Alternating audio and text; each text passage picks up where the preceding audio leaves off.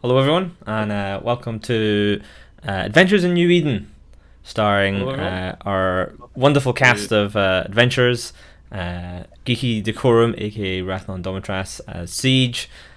We got Mizir, aka Harzana. We got Dwygon Omer as Tazros. We got Chocolate Rain as Snow. And we've got Disc Read Error as Sir Tristan, and I'm Ithaca Hawk, and I am the unlucky DM that has to herd these cats through this adventure in New Eden. By the way, I'm pretty sure if you type !map, it will link you to the New Eden map, which you can download and get for free. If it doesn't, then it doesn't, but I'm pretty sure it does. So let us recant where we left off. The team spent last time kind of wandering around the town of Lashkai. They went to speak to Jorg Dumont, who they had got some intel that he might be associated with the procurement and shipment and sale of what seemed to be Triglavian demons.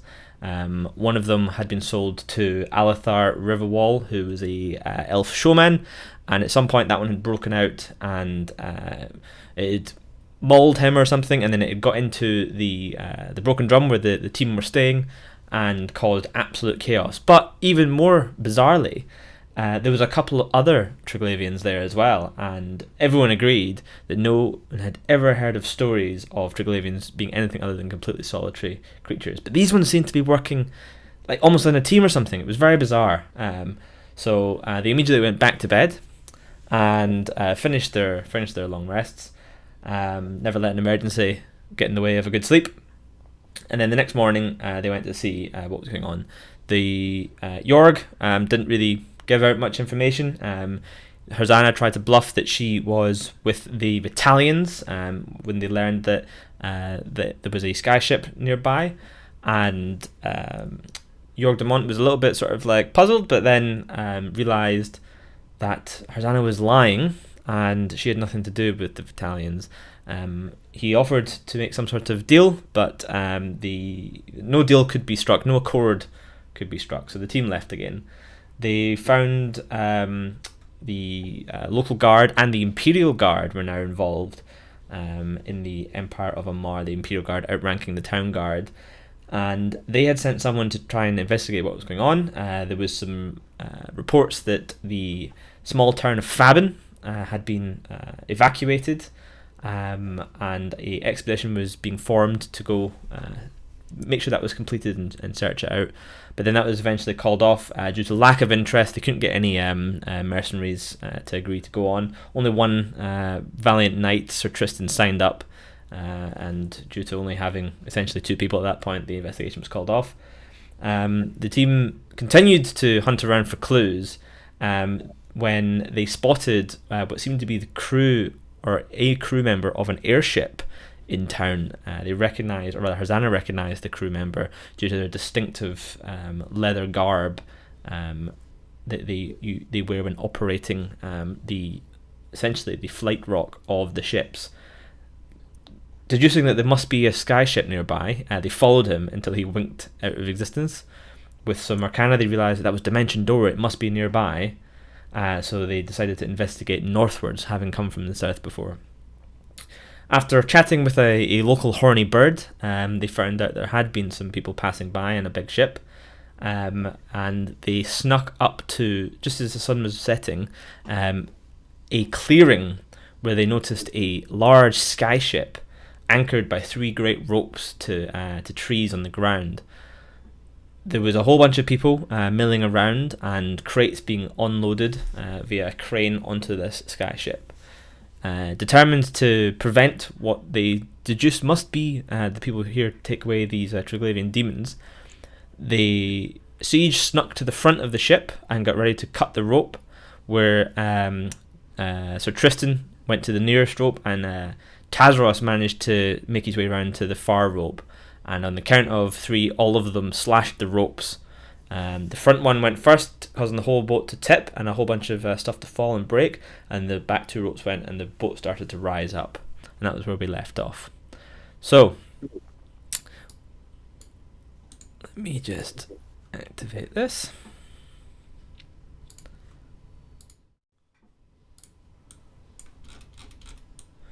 You should see the map. You all see the map, yeah? Yep. Excellent. So, the skyship, when it starts to go up, because the front rope was cut by siege first, the thing listed heavily to the bow of the ship rising more rapidly than the back, which was still tethered. And then the thunk as both Tazros and Sir Tristan slashed through the ropes with their respective weapons, and then the back rose as well. There was shouts and cries and crunches as things that were not tied down or lashed down shifted. Stuff fell. The thing that was being raised up, the crate was being raised up. Someone obviously let go of a rope, and it came unraveling down fast, and it landed and split open, bursting open another crate at the same time. There's chaos and confusion abound. The little camp behind a rock, which has a bunch of people sitting around, sort of like they've got their weapons down by their side. They're clearly just having a bit of a relaxed time as a man sits beside some other boxes with a little temporary desk set up in front of him. He's going through paperwork, making sure the itinerary of the ship is all accounted for. There's various other bits and pieces still to be loaded, some barrels, some sacks, looks like rations perhaps. One of them, Tazros, your eagle keen eye spot, says rum on top. And then there's a couple of crates, one of which is smashed open from being dropped, and it smashed open a second one as it landed. And from the wreckage, you can see the now somewhat familiar forms of these white, slender, emancipated, demonic creatures, kind of like tumbling out. They've got like this pale white skin, the slit of a mouth with big teeth and claws. They're hunched over, they're ugly, and they howl silently, making no noise. The man behind the desk jumps up, is completely startled. The man operating the rope off to the left is like still trying to hold onto the rope, but it's no longer attached to anything at the other end as it just tumbles down, and the other bunch jump up. Can you all please roll initiatives?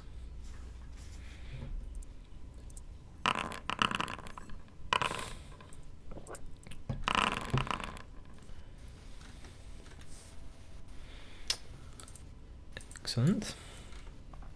Okay, so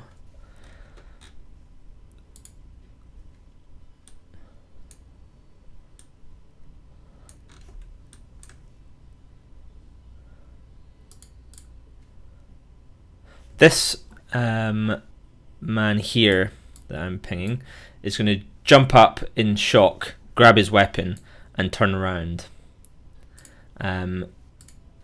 His buddy runs forward as well, as does this guy who looks a little bit more senior, and he's like, "Oh!" And he sees these Triglavians like bursting out, and he's like, "Stop them!" The Triglavian, this one here, is going to charge forward to meet him. It howls silently.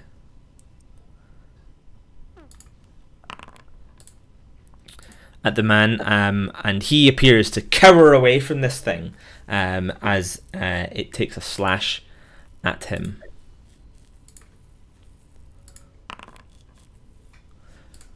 Hitting pretty viciously, in fact, across his breastplate as he recoils away in terror from this beast that's just charged at him. The other Triglavian that's fallen down is also going to charge up and do the same to this guy in front of him. He, although, shakes off the fear from this thing and is also hit by the bite as it latches onto his arm.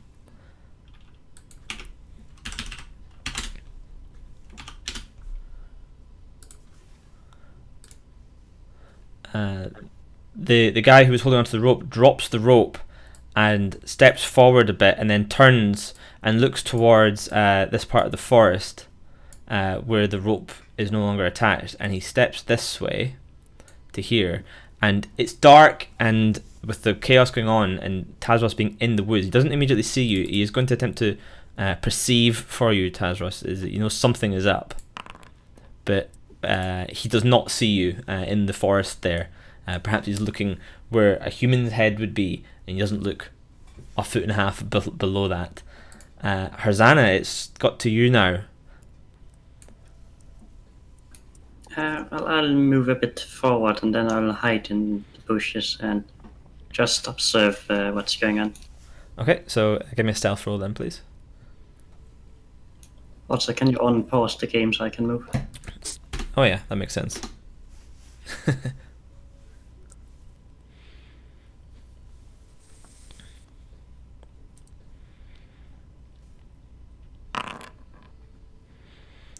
Okay, so you move forward, the branches, like you're kind of pushing through, but normally you'd think that if there wasn't massive chaos going on, you probably would have made enough noise to be seen. As you step in a branch and it goes crack, it's just at the same time as one of these beasts swipes across, so the sound of claws scraping along metal drown out the noise of you stepping on a branch, so you are hidden.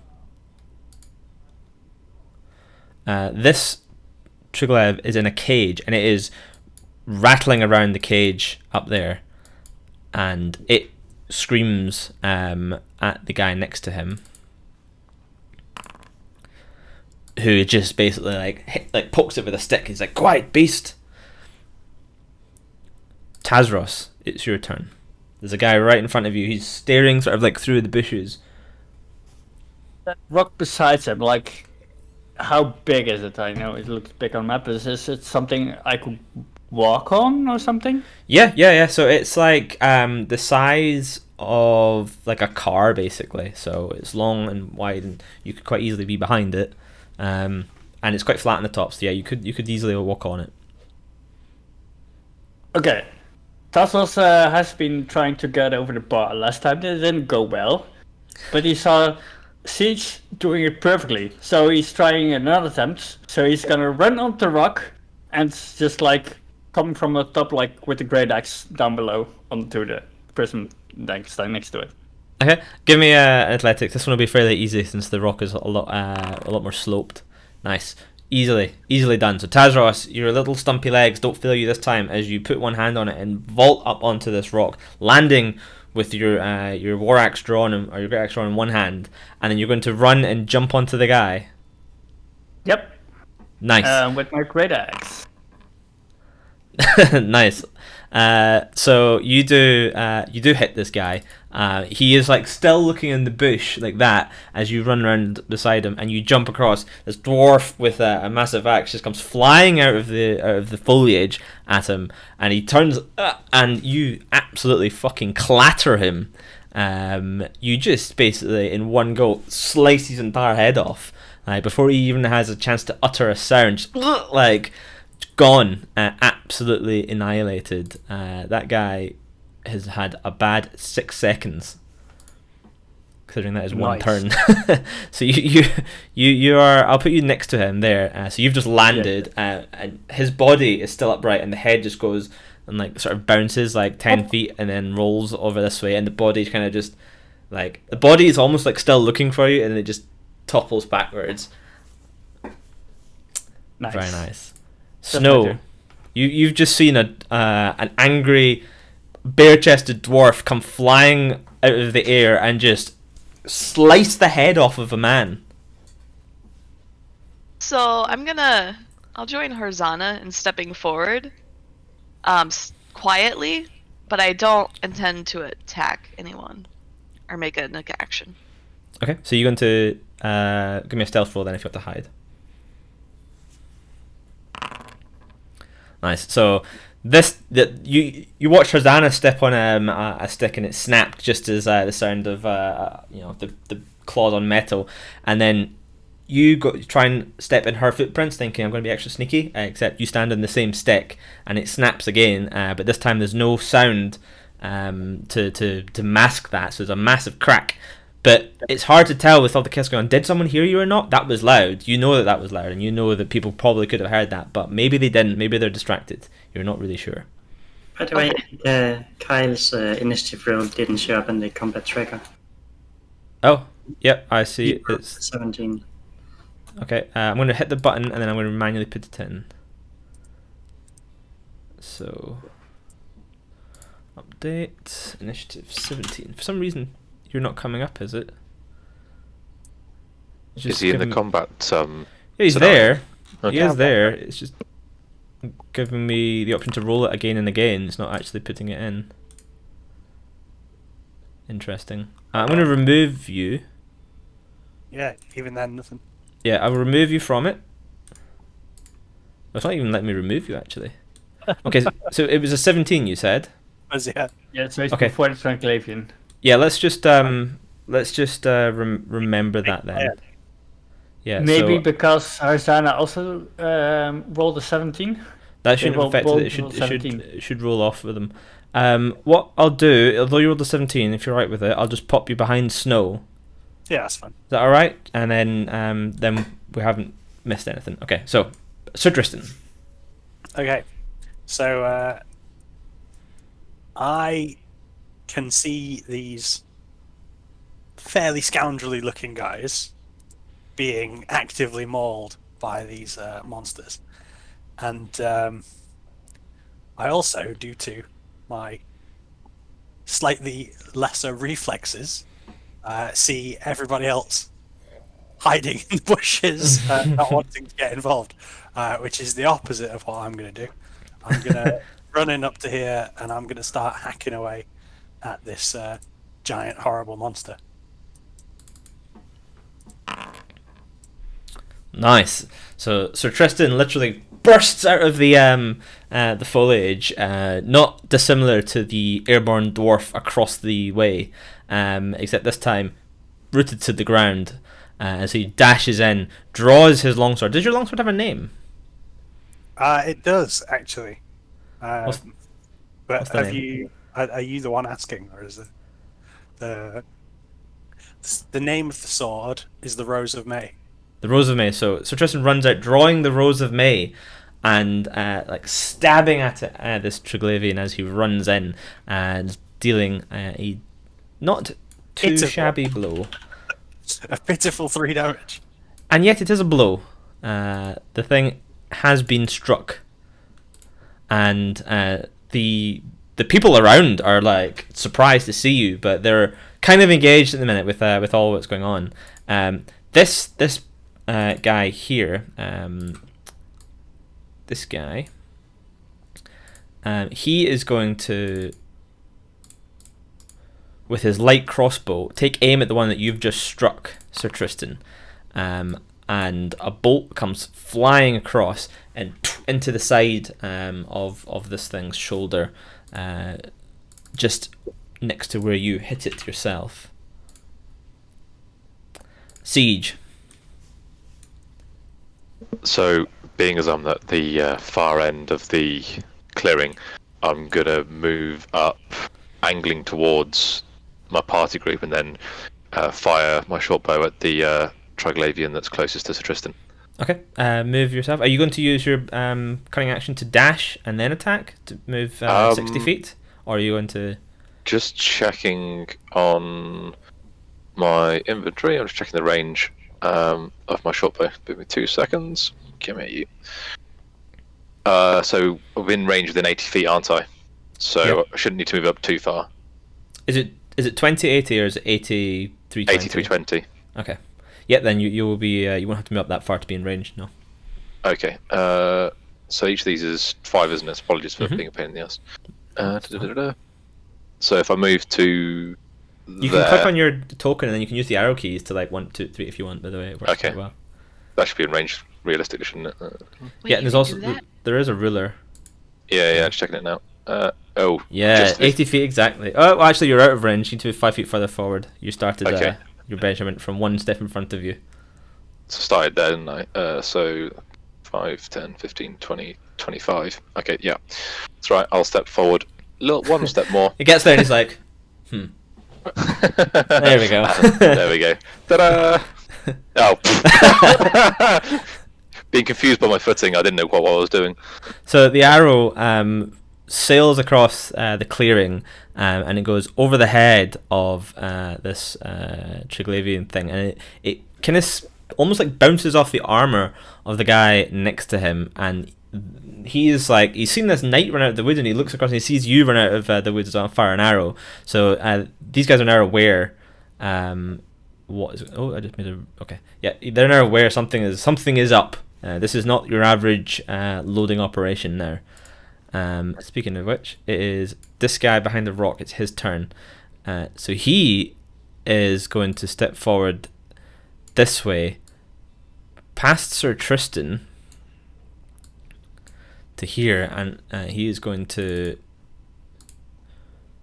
hit with a mace. He pulls out this big, heavy-looking mace, and he just bang clubs into this thing in front of him for a pretty nasty looking, like basically dents a creature. Like it hits him so hard it dents him, which obviously, you know, broken bones and things like that. And then he draws the mace back again and poof, and hits the second time. Both strike, and the second one just, you hear the cracking sound, not of regular bones but of like thick skull bone as it just crunches and like stoves in this thing's head. It's like now like a sort of a bowl shaped head, as the thing just gets absolutely fucking mullered. This guy at the desk is going to step forward around the desk, and he looks at what's going on, and he's still got his he's got composure, and he is going to cast the cantrip Light above the clearing, illuminating the whole thing. And he will see in the forest, he sees Snow hiding there. He sees Tazros and the decapitated body of his fellow, and a demon-looking elf man or something at the other end of the clearing, and he shouts, "Get them as well!" And that is his turn. It's not Sir Tristan. Okay, there's a rattling and sound of cracking and splintering wood as the damaged crates over here, like they were fully together, but now there's like bits hanging out even if they're not open, and like there's like a clawed hand coming out of it, and like the wood is splintering as a the hell is it? Here he is. Another one climbs out, and this one is going to just charge this way to here.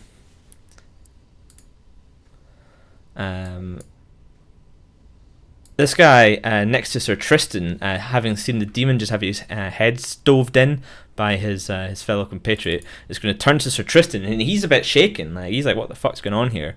And he's going to try and strike at Sir Tristan with his scimitar. What's your AC, Sir Tristan? It is 19. Nice. So you've got your big gauntleted arms on, and like you're holding up the Rose of May, and this little scimitar, pitiful, just kind of and skitters down the side of your arm. You almost don't notice it.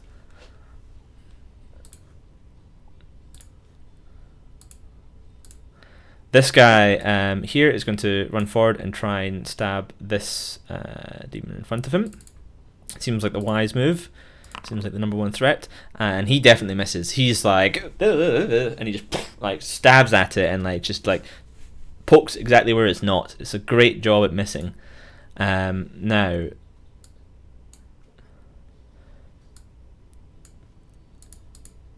this guy here is going to step one step forward, and he kind of looks at you, Sir Tristan, and he looks at this weird-looking demon thing, and he's going to take one swing at the demon.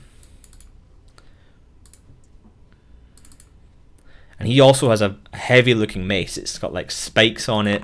It's clearly been well used. He misses the demon, and then on the swing around, he's going to turn. He's going to try and strike at you. And that one is going to this time you raise your shield, and it bang, and you feel like like the vibration go up your arm, and like the power behind that blow was immense. This is a strong guy with a heavy weapon, but you were able to deflect it with all your years of training with your shield. Through the broken hole in the boxes, another beast climbs out and charges this way to here, and it's going to take a bite, or try and take a bite at that guy in front of him, which it does, and then it howls wordlessly at him. And that guy now cowers in fear.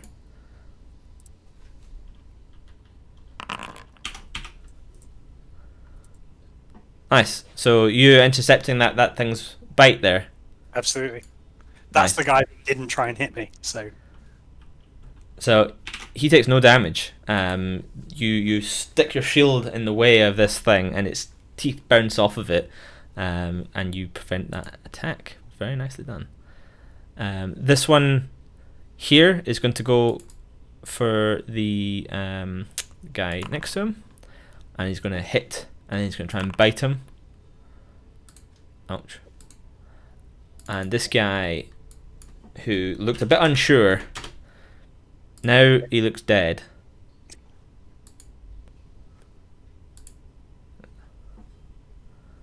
He hesitated, and he's in that moment of weakness. We didn't know what to do, and in that hesitation, this thing just managed to get under his defenses, and it rips his throat clean out of his neck.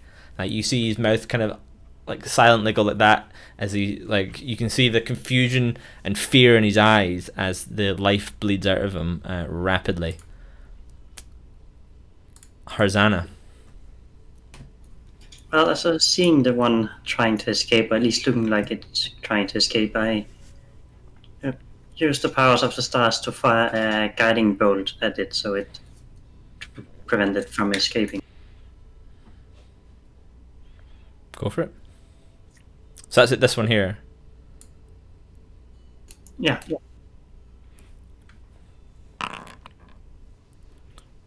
Nice. Is that 22 radiant damage? Ah, God damn, dude. 22 radiant damage? so it's 46 damage on a roll, 2 5 and 2 6. Jesus. Oh yeah, this one is like legging it across the clearing, and then Harzana just sort of like from the trees summons the power of stars, and this flash of light streaks across the clearing. For a moment there's 2 light sources, well 3, there's the campfire, there's the light spell above you, and then there is this bolt that goes across. And you know how you ever played like Unreal Tournament when you turn on Instagib? That's what happens to this poor defenseless creature, as it just like dropping a bag of soup, just gone, like just bits and pieces everywhere. Yeah, I'm starting to think that the star thing from before wasn't just like parlor tricks. Yeah, I'm just trying to find... Maybe more serious than I previously considered. And then I take a few steps forward. He is dead. I'm trying to figure out which one he is on the initiative order. It's not the easiest thing to... I think it's this guy. Yeah. Is this one right here? I'm helping. Yeah. Yeah, no, that's finding it in the initiative list. It's not the you easiest. can't just click? Okay. Well, you can, but it's like it moves the camera to it, and I'm zoomed quite far out so I can see everything. So the camera goes. If you mouse over, I did the highlights on the combat tracker. Oh yes, it does. Very nice. Okay, so Harzana, you just fucking poof, insta-gib that guy. Just like there's this sort of red goop around. There's not any bit big enough to fit into, like, you know, a small thimble left of this thing. Just absolutely annihilates it. Now it is the one in the cage, and it's going to rattle around a bit more and try and break the cage open. Which it manages to like rattle it in such a way that the cage is like weakened and it's coming apart. It's got -3 on its strength, and it got a 17 there, so not bad. Tazros. Tazros sees some party going on without him, so he grabs the hat from the dead body And it's gonna use his action to dash towards like the other guy here. And throws the head in the middle of the group as a party gift for the rest of both of them. And he's gonna use his bonus action to rage. Nice.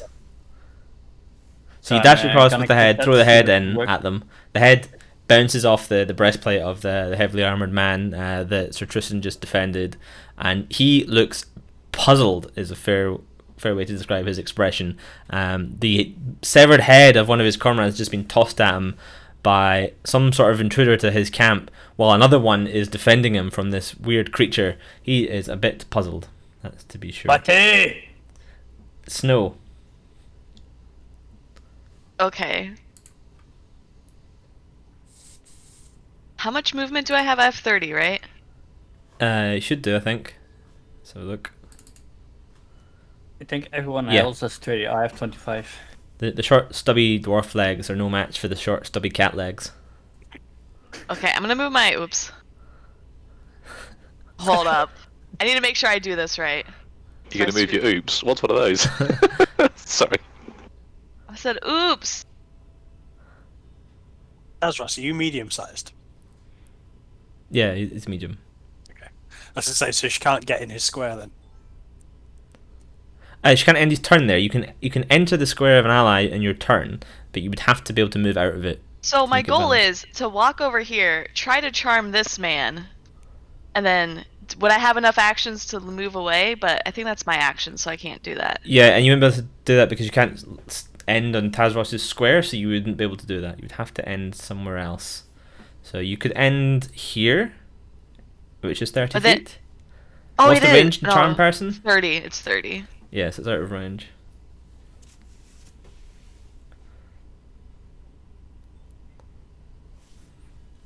I can't do it, I don't think.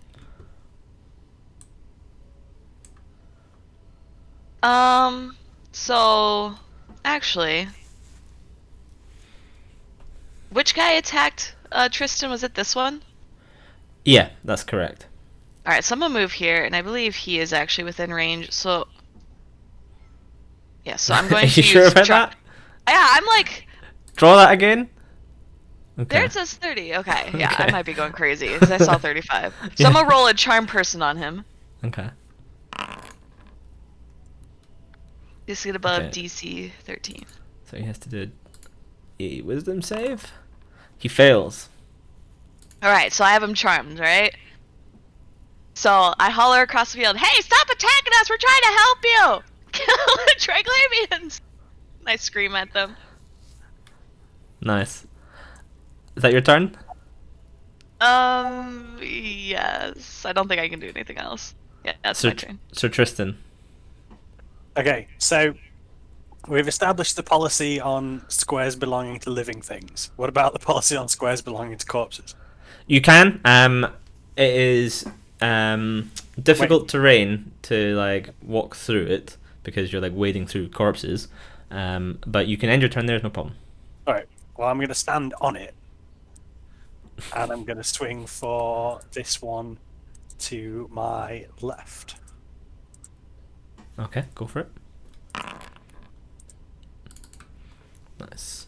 Much better. So you slice across this heroic knight who is defending the valiant warriors around him. They're competent, incompetent alike.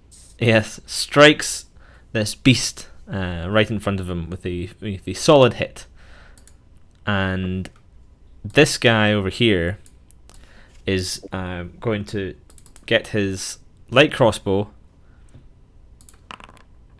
and he's going to attempt to fire it at Sir Tristan, but spectacularly miss. As the bolt, like, he just doesn't know what to do, and the bolt just like, sails up, or like he doesn't pull it back properly, so it just kind of goes and it lands sticking out the mud like here or something like that. It, like, barely gets anywhere. Siege. I'm going to move up 10 feet and using the correct tool, that would help. And then I'm going to fire at this guy here, firing over Taz's head, using another arrow from my shotbow. Nice. Fuck me! You also like your arrow barely makes it. It's sort of like kind of just peters out. Yeah, not got enough power behind it. Is that your turn? Yeah, I don't want to go any further. I'm quite happy where I am. This guy is going to turn, and he looks across and sees the decapitated body up there, and Tazros, he turns to you with his mace, and he is going to try and bang crack you with it. What's your AC? 12 doesn't hit, does it? 15. Okay, so it doesn't hit, and then he tries again. Also, it doesn't hit. You literally manage to like, what is it? The sting like a bee or whatever it is. And he manages to dodge out of the way of this guy swinging this heavy mace twice, right in his face. Incompetent is probably the best way to describe him, Sir Tristan. That does seem accurate at this point. This guy up the top who cast the light spell, he is going to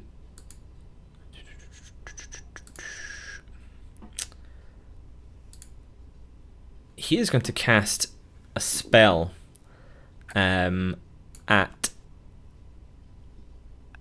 Snow in the back. Seeing you cast or try and charm his guys, he sees you. So you must make a dexterity saving throw, please. No. So this flame like radiance descends onto you, and it burns your fur. You can smell those nearby. Smell this, the singed fur as Snow is encased in radiant flames, and you take 7 radiant damage. Okay. Okay.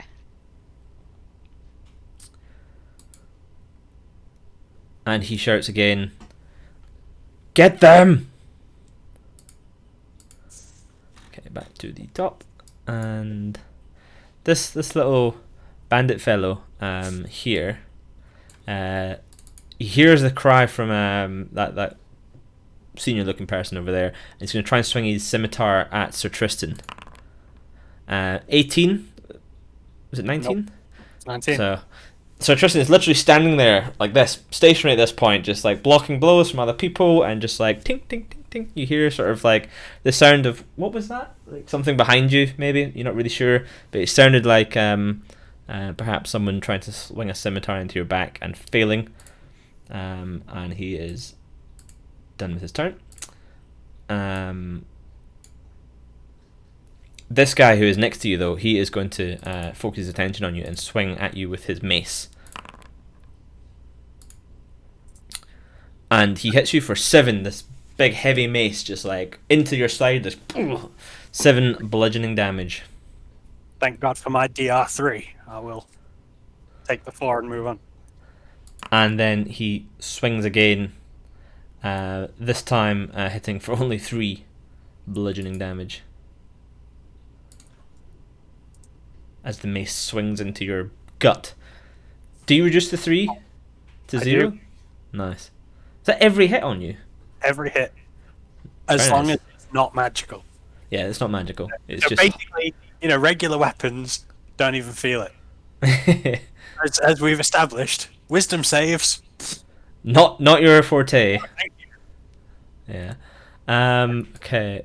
This guy right in front is actually going to howl silently at Sir Tristan. Not Sir Tristan, sorry. Tazros, who's just running, and the arrows are coming from that direction. So Tazros, can you make a wisdom save? Yes, you pass. And then it's going to try and claw at you. 17 to hit for 7 slashing damage. So this claws just rake across your buff dwarven chest, and you feel the blood surge to the surface. The other one next to you is going to try and take a bite out of Sir Tristan and just chink onto his armor, and then swipe out of his claws. And again, Sir Tristan is just absorbing the blows as he manages to shake off this thing. Sir Tristan is looking mighty fine right now, resplendent in his glorious armor, taking on many a foe with barely a sweat right now. Much different to his time in the barn a couple of weeks ago. Harzana. So how injured does Sir Tristan look? I don't know. How injured does Sir Tristan look? I would consider myself roughly 20% injured. So I'd not worry about it. Okay.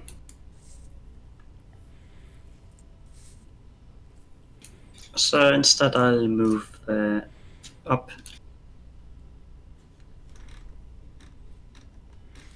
Up here, and then I'll cast Produce Flame to the nearest Triglavian. Yep, so that would be this one here. Yes. Yep, so that's against its AC, right? So no. Yeah. Your fire misses as the little fire appears sort of next to it. Perhaps the setting sun just glinted briefly into your eye, and you didn't get it off. Is that your go? That's my turn. Yes.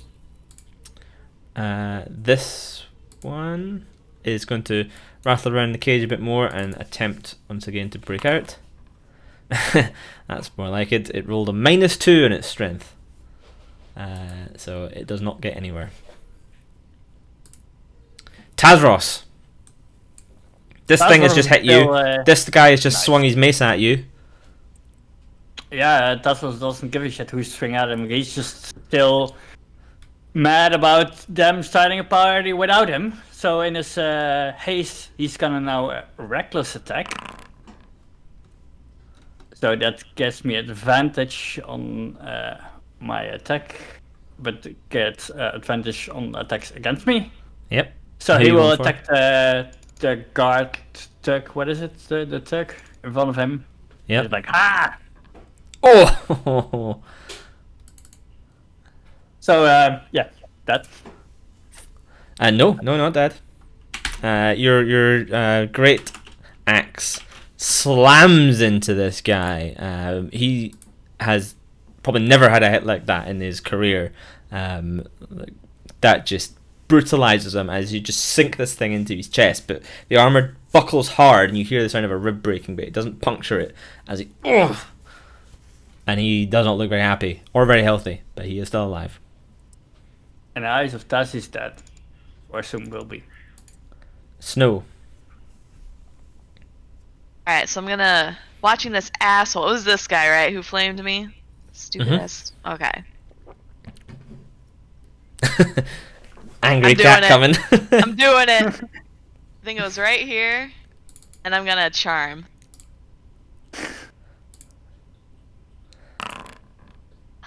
Wisdom save. He passes. Fuck. Well, then I'm gonna... Oh, I can't do anything now, can I? Okay. I have a bonus action, but I'm not gonna use it yet. So I yell at him again to stop attacking us because we're trying to help, and then I'll end my turn. Okay, Sir Tristan. Okay. Start by swinging at the one on the left. Mm-hmm. So this time you swing and you miss as you thund into the turf underneath you. I will surge and do it again. Much better. This time you compose yourself for a brief moment and then you just draw back and slam. And now you are the proud owner of a Triglavian kebab. Right on the end of a spit. As you just plunge it deep through it and out the back, killing it in one go. This will be the second time we've seen such a demon sausage in this campaign.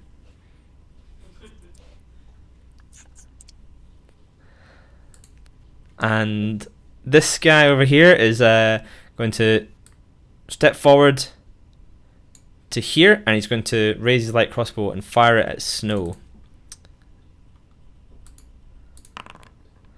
11 to hit. I'm assuming that misses.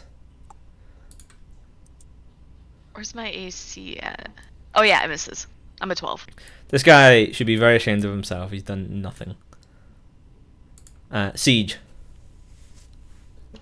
So, seeing the arsehole who tried to set my fairy friend on fire, I'm going to move up, and then I'm going to fire at this guy, and hopefully actually hit this one. Nice.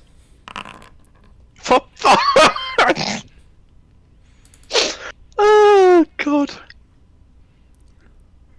You hit him? I got an 11. Yes. Oh, I actually hit him. Fuck me. Yes. Okay. Sorry for you. Okay. Do I?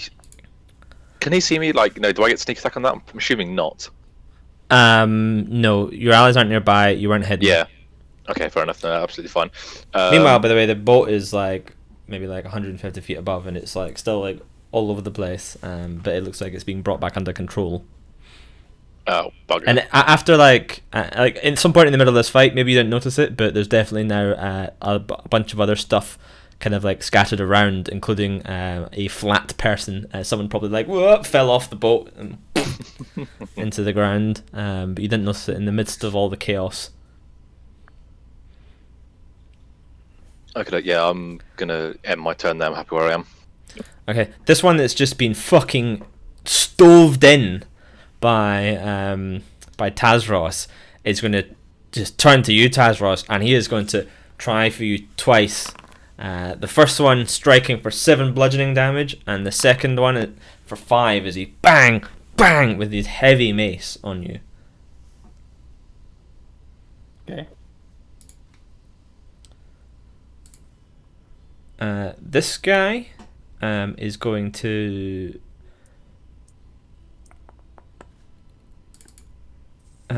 step back to here and cast a spell upon himself.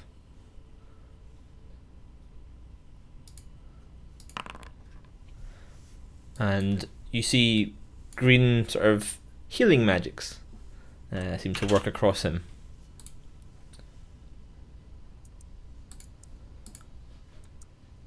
And this one next to everybody here is going to try and scream at Sir Tristan. Wisdom save, please.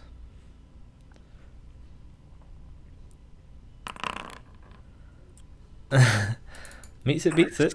You are okay. So you're like, you take it in your stride. You're like, oh, not a fucking gain. I've had enough of you little Triglavian bitches, and you shrug it off. I have not killed this many things today to stop killing things today. And it's going to try and claw at you, though. Which it hits you for 10 slashing damage as it just comes across you. It rolled a crit and it rolled max damage, I think. Yeah? Yep. Not bad. Compared to his mate that just got fucking annihilated in one instant by Harzana.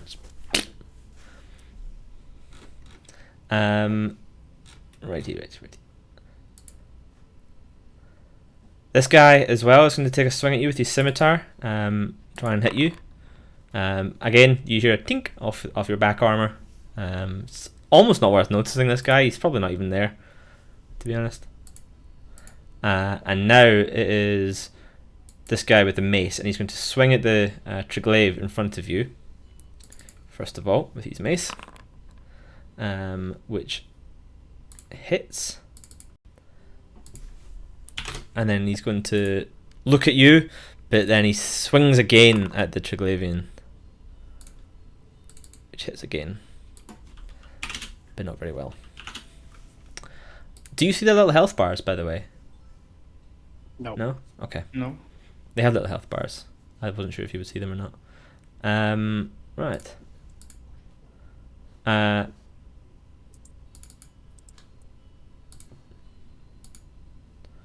Harzana, I think. It's Harzana's turn. Yep. Yes. So this time, does Tristan look beat up? I would characterize myself as being in roughly 45% shape. On a scale of 1 to 20, where would you place yourself? On a scale of 1 to 20, I would place myself at 9, but I am fairly confident in my second wind. I'd be a little bit more worried about the dwarf that took 13 damage last turn. Wait, Tasros, did he take damage? That was fine. He just got a mere paper cut there.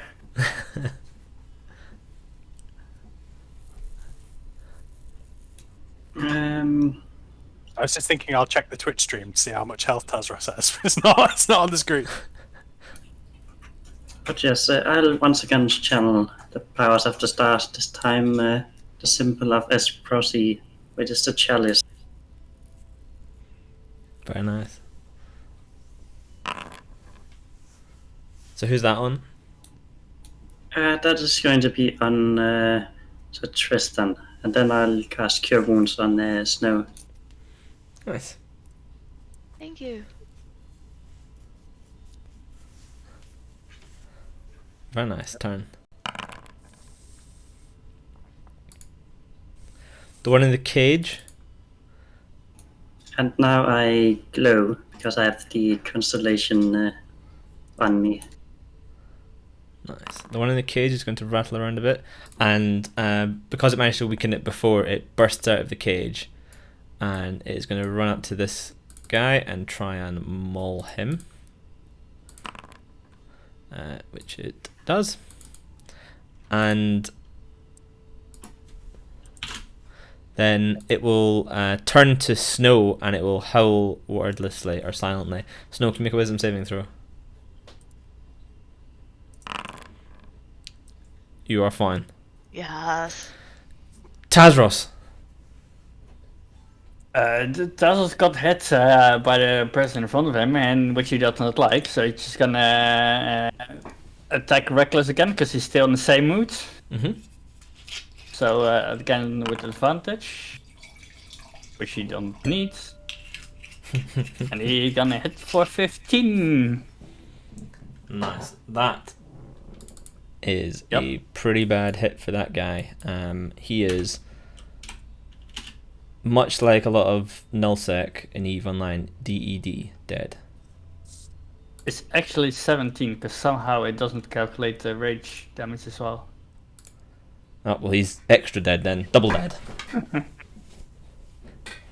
As your axe, like, you hit him exactly where you hit, like, dented his armor in before, and because it's now weakened, it just punches straight through into his chest cavity. Like, the whole head of your axe goes into his chest cavity, and as you pull it out, like, blood and gore and awful, like, flick back, and kind of, like, there's a line of, like, you know when you, like, take a paintbrush and go like that? There's, like, a red line up you right now.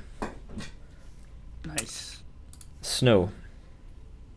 right, so I'm pissed that my last spell didn't go off or didn't capture him, but this dude's still in range, so he hecked up. So I'm gonna use my last spell slot to try and charm him again. Okay. Wisdom save. What's your DC? It's DC 13 Wisdom. He passes. Beats it. He rolls 13. Fuck! So it's only the guy over here that's charmed for us, yeah? Yeah, it's just this one right here. Yeah, that's the I one that think went it's- for the Triglavian twice. Is that all from you, Snow? Yeah, I'm real grumpy. I'll cross my arms and end my turn. Someone get the cat treats out. This guy who's being attacked by the demon is going to drop his crossbow and draw his scimitar. Whoa, and it's try me and- next, isn't it? Yes, you're right. Sorry, Yeah. I'm I gonna forgot whack. because we had Alright. to remember that manually. So he undrops his crossbow. Whoop. So this is for this one right here in front of you. Trig glove on the right. Hell yeah. Nice. Without even the crit, you slay it, and now you've got 2 dead Triglavians on the end of your sword. It's probably time to take a moment and clear them off. Oh, wrong one. That one. Very nice. Is that your turn? Are you staying there? Are you moving? Yeah. No, I'm staying there. Okay. This guy is going to drop his crossbow again, and then try and strike at the thing in front of him, and he misses. He's just pretty scared by the looks of it. He doesn't really know what the fuck to do. Siege. Okay, so I'm going to move up. I'm just going to check ranges. Okay. Going to move up here and try and poke an arrow into this guy. Okay. That's actually well within range. So let's try this again and fail miserably. Oh my god. Yes, you feel miserably. You're perhaps your tiefling fingers weren't made for bows and arrows, but no, you've been trained like this. Why is it not working? Who knows? Maybe just the fates are against you. Is all in this particular time. Is that your turn? Yes, that is my turn. Okay, this guy, seeing what is going on, he is going to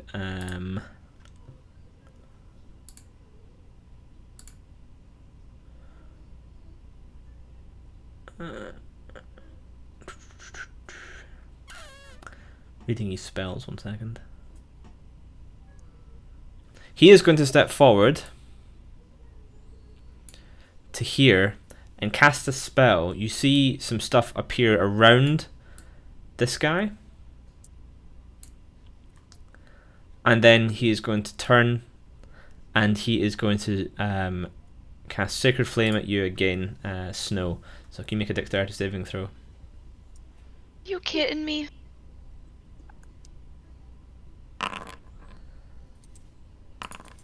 So again, you feel radiant fire consume you as you take 4 radiant damage. He is then going to step back to here. That is his turn.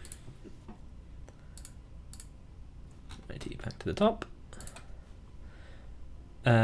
This guy, Sir Tristan, who has just been kind of tinking away at your back, is going to have another go. He's nothing if not persistent. And again, tink. You're not even sure he's real. He could be a figment of your imagination at this point. Well, they definitely wouldn't characterize him as a threat. The one who is still charmed by you, can he make any charm person? He can do whatever he wants. He just thinks we're friends. Yeah. Yeah, so that's the spell. If he gets attacked by one of us, then I think it breaks. So he's going to like step forward past Sir Tristan, who can make an opportunity attack if he so chooses to. Nope. And up to here and try and attack this Triglav in front of him. And he misses. And he hits. Looks like a pretty solid hit as he breaks the like thigh bone on the downswing, just like, and the thing's leg is now like a W or something. It just looks nasty. It ain't running anywhere fast, that's for sure. Harzana. So first I'm going to look up and see how's the ship doing. It's like, first of all, it was all over the place, and it looks like as people like you see the sails, like especially it's hard to see the top sails from where you are, but you see the under sails like kind of coming out as they drop the weights that kind of like pull the sails out. If that makes sense, like a pulley system, they just drop the weights so they can immediately deploy them. So you see those coming out, and it looks like it's being brought under control, but it was chaotic, that's for sure. It's still rising. It's probably like 120, 150 feet up. Okay, then I don't have to worry about getting a ship on my head, at least not yet. So I return my attention once again to the Triglavian threat as I throw another bolt of fire against the remaining Triglavian.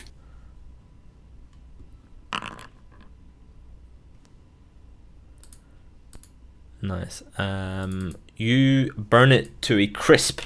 The smell of singed cat is overtaken by the smell of cooked Triglavian, as you hear the flesh sizzle as this thing just gets fucking cooked right in front of your eyes. Nice. Then I put my hand on Snow's shoulder and tell her, fall back to the trees. Okay. Tazros.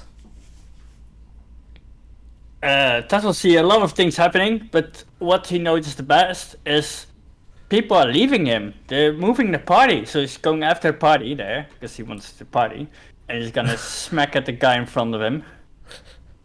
No, Snow calls, but while he's doing the Snow calls, Tazros, no, that guy's with us! We're going the other way!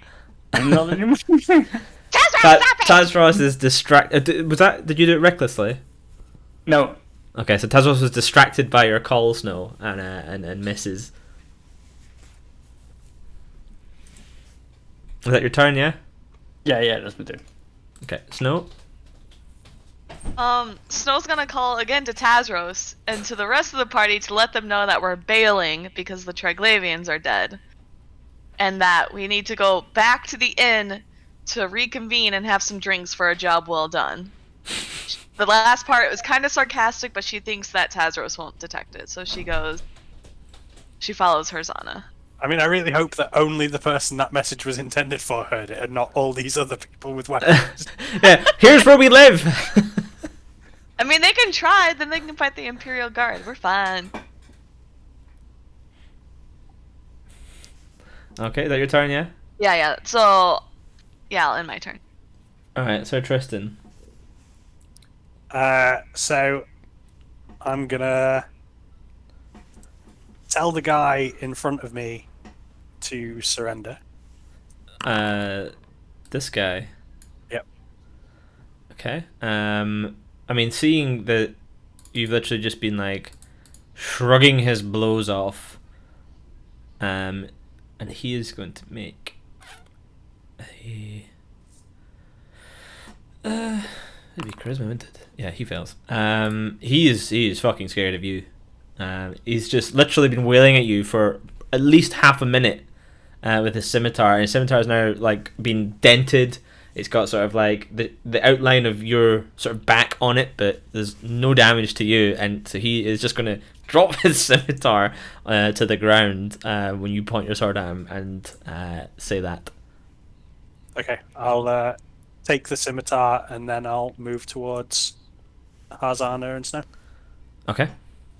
He does not take an opportunity attack on you because he is scared. Smart man. His fists would literally be impossible for the cause damage to me. This guy is going to take the disengage action, step back, grab the paperwork off of the desk, and then run this way. You're muted, Wrath. I know I'm muted, I'm just like... Rip, dude. Siege. So, this is entirely unrelated to the last action, but it's going to seem like it is. Having seen the combat like start to wind down and heard Snow, I'm going to try and shoot this wizard dude, acolyte, whatever he is, because I want to find out what the fuck is going on at this camp, because we can't go anywhere without proof. So I'm just going to fire at him. Or actually, I'm going to move up, then fire at him. Sorry. Okay. So I'm going to move up to about there, and then I'm going to fire at this one, and probably miss again. Hey, or not? Yeah, you hit. Like, this man's backing into the trees, but that's no issue for Master Archman or Arch Tiefling Siege, as you strike him hard with your bow as the arrow pierces into him. He almost stumbles to the ground, and on a scale of 1 to 9, he feels pretty bad. Some would say a 1. I am really annoyed I don't have a bonus action to actually... Oh, hang on a minute. One. Do it! Do it! I'm trying to think if I've got any bonus. Oh yeah, oh no, bonus action is a cunning action. I don't have vicious mockery as a bonus action, so nothing I can do. So that's the end of my turn. So that guy, it's his turn now. He's going to step out, grab the paperwork from this guy, and then he is going to cast his last remaining spell slot. No, he's got one more. He apparently heals himself again, and on a scale of 1 to 9, he feels 9 now. As he then turns and runs into the woods.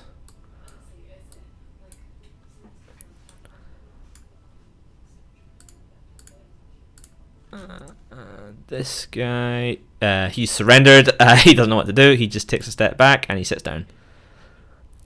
And this guy is charmed currently by you still, and is kind of looking around, and he turns to Tazros and he says to you, he's like, "What are you doing here?" Buddy? Bring him with us! And he sees you and he's like, "Oh, my friends!" And he runs this way towards you guys. Harzana, there's a heavily armored man with a bloody mace charging at you and your comrades.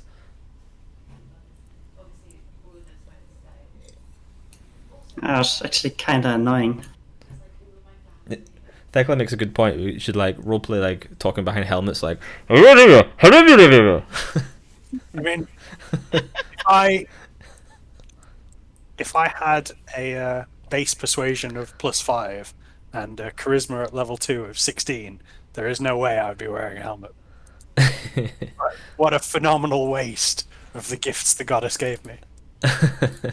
But I saw that guy run away with papers, so I yelled to the trooper, "Catch that guy! He got the evidence!" You yelled that to this guy. And now to the group. Okay. Anyone who can hear me. Are you doing anything on your turn?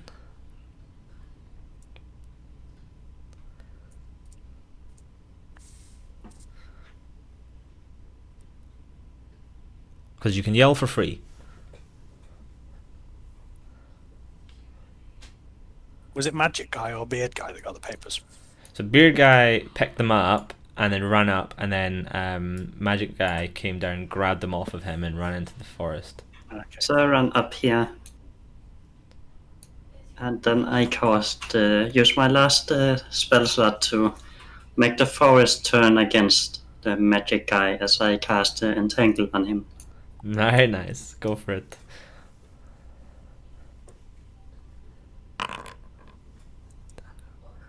Okay, so range is 90 feet. That's fine. Yeah, excellent. So you're drawing out. Perfect. So any creature, strength saving throw, be restrained. Cool. So when you cast a spell, you must make a strength saving throw. Well, that's what wizards are known for. He fails. He is restrained by the plants as they kind of like they around him, and all these plants hold them in as the forest itself awakens to help you. Awesome turn. So Beard Guy is the only one left that's a threat. Tazros. Well, Tazra was a bit confused about the things happening because suddenly people are being nice, not being nice. But he saw one guy dashing away, so like maybe he stole the presence of the party. Who knows? So he's gonna charge after him. So that's yeah. Here with the dash action, and that was his turn. Snow. Alright, so Snow, recognizing the fact that she still has this one dude charmed, walks up to him, seeing the rest of the party being able to kind of handle the situation. And she goes, "Hey, thanks for joining us. By the way, all my friends are friendly, just so you know, and I want you to remember this even after this is all said and done." Because she understands the fact that Charm is eventually going to go away, and he may try to hurt everyone. I'm really glad to see you here. I don't remember seeing you for ages. In fact, I can't really think when we met. But it's great to see you. My name's Dalen. Hi, Dalen. My name's Snow. We've met before. Of course, yes. How silly of me. We got really drunk, so it's okay if you don't remember. He gives you that sort of like friendly tap on the shoulder. He's like, classic Snow. So, like, what are you doing here? What do you do for work here? We kind of came in and helped you guys out, but it got chaotic. What happened? Oh, I'm just a guard, I just take on some roles. We're just helping these guys load up their cargo. Not getting on that boat now, that's for sure. So I'm not getting the rest of my money. That's the end of that turn. It's 6 seconds per turn, so you can't have an entire life story. Okay, no, that's good. This guy is going to step forward to here with his light crossbow. He is going to aim at Harzana. 17 to hit. It does. Yep. So 3 piercing damage. And you must make a Constitution saving throw, I believe, on your entanglement. Nice. So this arrow slams into you, but you manage to maintain the concentration on the spell, and the vines sort of like pulse slightly as the magic weakens for a brief moment, but you maintain it. Siege. So I'm going to do what I did previously and fail horribly. Move up 2 spaces and fire at the guy who's entangled. As you take your first step, you poof, wink out of existence. Fuck me! Not again. Hi, lassie. How can I help you? I'm kind of busy right now. So you're literally like holding your bow out, like one step. You take a step forward, and you're in this windowless tower with all the alchemical stuff again. And the woman who was there before, she's like, "Oh, yeah, perfect. That spatula over there, please." I'll grab the spatula and hand it to her as fast as possible so I can get back to the combat and shoot the fucking wizard. Thank you very much. And then poof, you reappear, and that is your turn. I hate you. So he is restrained. It's the wizard's turn, and you can make a strength check to try and leave that. So let's give it a go.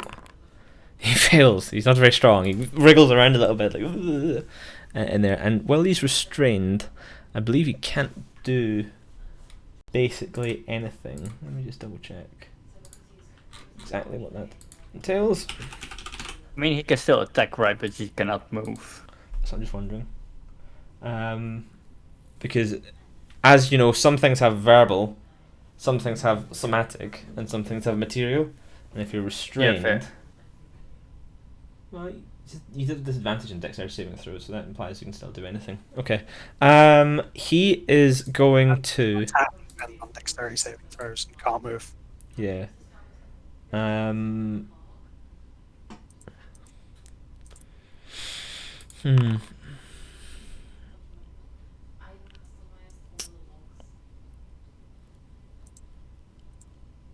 He is going to turn and he is going to cast a spell at Harzana.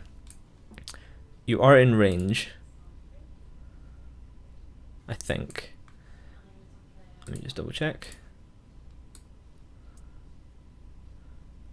You're actually not in range. Okay, good for you. So he'll cast it at Tazros instead. So Tazros, can you make a dexterity saving throw? It is an effect you can see, so you have advantage on it as a barbarian raging. You are fine. You see this like magical fire come down on you, much like you saw it come down on Snow, but it doesn't seem to take dwarf fur, essentially. The hair on your chest is immune to such petty magics, and you are Dwarven hair. fine. Exactly, it's dwarven hair. The strongest of all the hairs. And it is his turn. You can't really do much. Back to the top. This bandit is still sitting down. He's looking a bit confused now. He's going to, seeing Sir Tristan run away, seeing his colleagues still fighting, he is going to make a charisma check to see if he can pep himself up enough to get back up. You make a dexterity saving throw. Why can I hear myself? You can see, so you have advantage on it. Okay. He fails. The stream just kicked in briefly all of a sudden in one of my browser windows. So if you heard me twice, that was because it just suddenly started. Yeah, so he fails, and he sort of looks like he's going to get back up, and then he sees all the stuff, and he's like, okay. Yeah, exactly. And then your pal, your buddy old pal, I forgot his name. What was his name again? Dorian. Dorian? Something like that. I thought it was Darlin. I wrote it down, but I forgot. Dallin, something, yeah. Dallin, yeah. It was Dallin.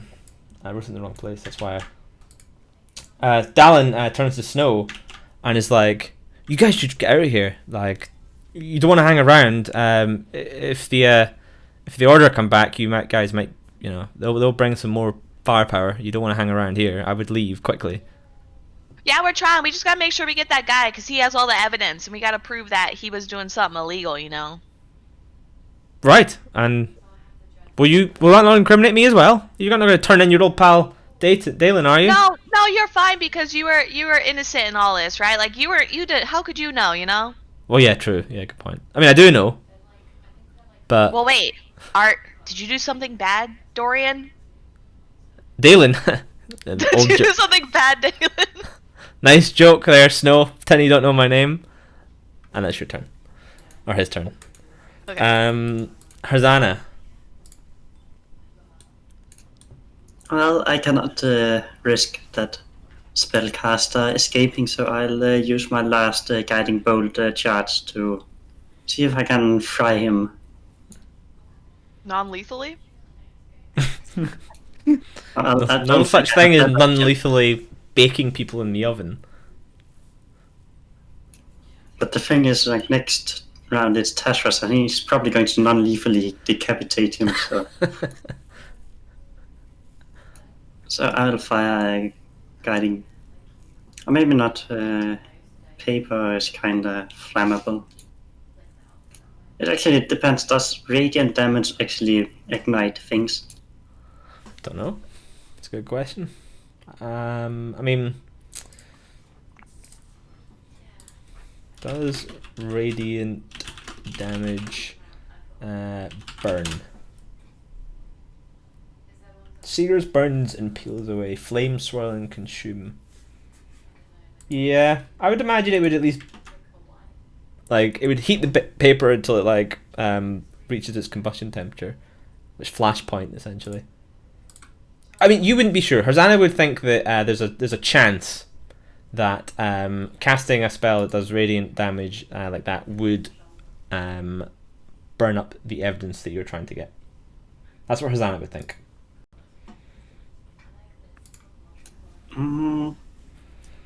Actually, I think I'll just blast the other guy and then let Tashras do his thing. Okay.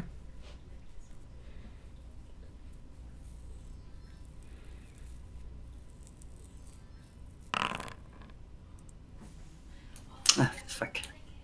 Your guiding bolt sails over this guy. Oh, fuck, what the hell was that? That looks like the same thing that just insta-gibbed one of them Triglavians just moments ago. So he takes a look at you and is like slightly wide-eyed. He's like, oh, fuck. Tazros. And finally just move over here. Mm-hmm. Well, since his rage ended, and he heard a lot of times, non-lethal, he's gonna drop his great axe just on the floor, run towards him, and grapple. Okay. Contested strength. Wrestle him. Just a straight strength check or athletics. You can use athletics. Okay. And rules is written, I believe, that you can choose to use athletics or acrobatics when contesting it. He is equally as unproficient in either, and he is restrained, so you have advantage on that, and he has disadvantage. It's literally not worth even attempting it for him. But he does attempt it, and he does not succeed. You have grappled him. He is now double restrained by plants and a dwarf.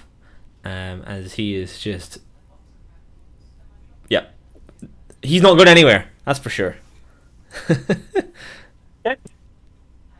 That's If you crit with your great axe, there would be no wizard. That's for sure. Snow. So off in the distance, I see Tazros make an amazing save. I scream across the battlefield going, "Go yeah, Tazros, you got him! Good job, dude! Now we can bring him in and talk to him!" And then she sees this dude still alive for some reason. How healthy does he look? He's bruised. Alright. So I'm gonna throw a vicious mockery at him and call him like, "Yeah, get dunked on, you're the last dude standing, idiot. Not even this guy wants to help you," as I yell at him. Okay. So he has to make a wisdom save. As your words mock him to the very soul. And he fails and takes 3 psychic damage, so his brain itself hurts his physical body from the power of your words. Not bad. And he is going to turn 5, 10, 20, 25, 30. He's going to run to there, and he's going to try and slash at Tazros with his scimitar. 18 to hit, and it does 5 slashing damage. So he just buff into your back as you're grappling this guy.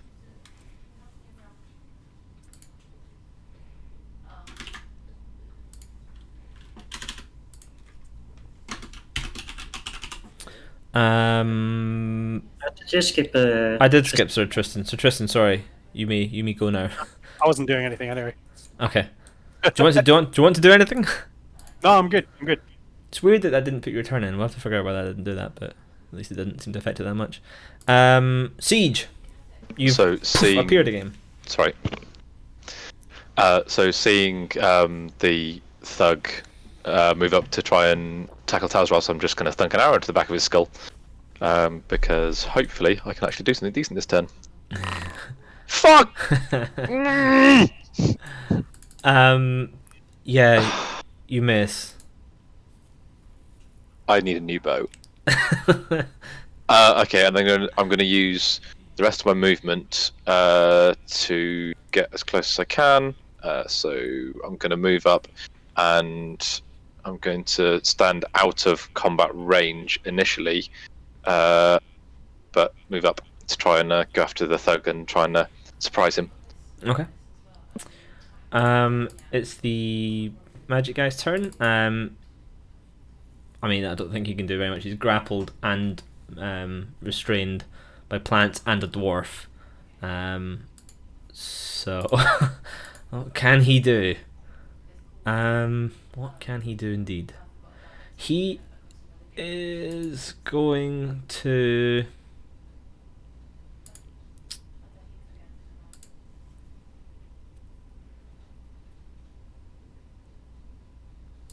prepare an action. And this guy is again going to think about doing something. I don't know about that. Nope, he's still scared. Yeah, so Snow, Dalen here again. So what are you guys doing after this? Like, I think I'm probably gonna need to get new employers. Well, we're gonna go back to the tavern and probably have a few drinks and talk about things if you want to join us. I'm guessing there's a lot of guards in town, so you may be able to pick up some like mercenary work with the Royal Guard or the Imperial Guard. Oh, are they looking for work at the moment? Are they? Yeah, I think they were gonna make a trip down to a nearby town to help fight off these Triglavian things, and she points at all the dead bodies. Oh yeah, spooky fellows, eh? Yeah, I mean, once you get them in a cage, not so scary, I suppose. But yeah, oh, and he points at some of the claw marks, and he's like, "Look at this! Like, look at this mean scar, though." Yeah, that's not good. You should get that looked at. Yeah, I know. I'll be fine though. Be fine. All right, and it's Harzana's turn. So is it possible to squeeze in between the desk and the cage? Here, you mean? Yeah. It's sort of like probably half movement, but yeah, you could get through there. Then I'll move up here. It's quite impractical that Siege chose to stand in the way, but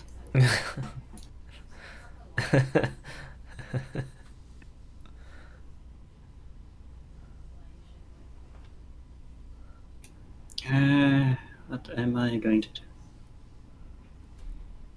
So is it possible to cast Produce Flame on the guy, the bandit guy? Mhm.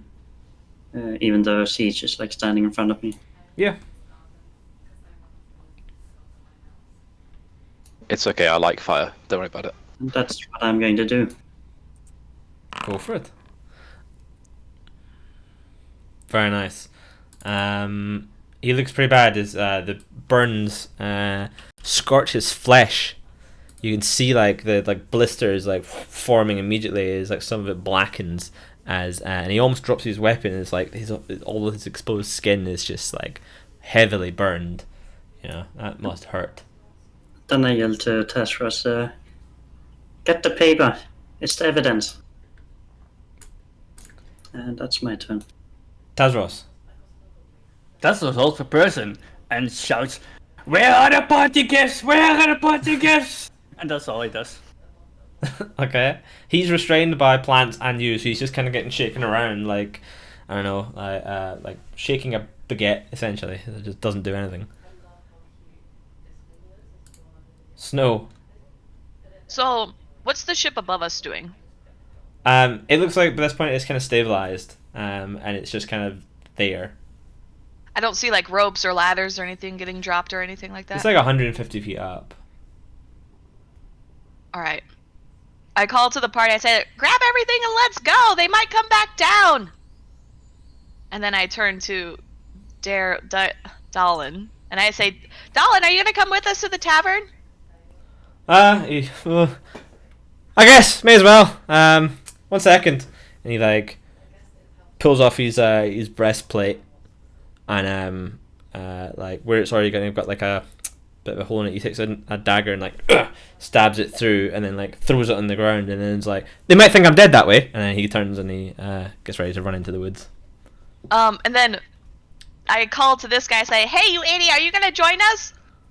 You probably have evidence too, come on. And then I wave him on as I make my way with he just Tristan cowers in the and doesn't woods. move. Okay. Right, it is this guy at the top's turn. He is going to try and strike at Tazros again with his scimitar, hitting for 2 slashing damage into the back of the dwarf.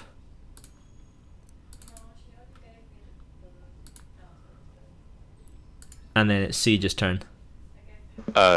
Is Kyle not doing anything? Oh, sorry, Okay. I forgot because you said you weren't doing anything last time. You sure you weren't doing anything? Yeah. Okay. Okay, cool. In that case, then I will step up, disgusted at my bow. I'll throw it on the floor and just take my rapier and shove it in this guy's backside. Nice. And sneak attack. Yep. Way! Oh yeah, he did. He very dead. Finally. He absolutely dead. He unrevivable level dead.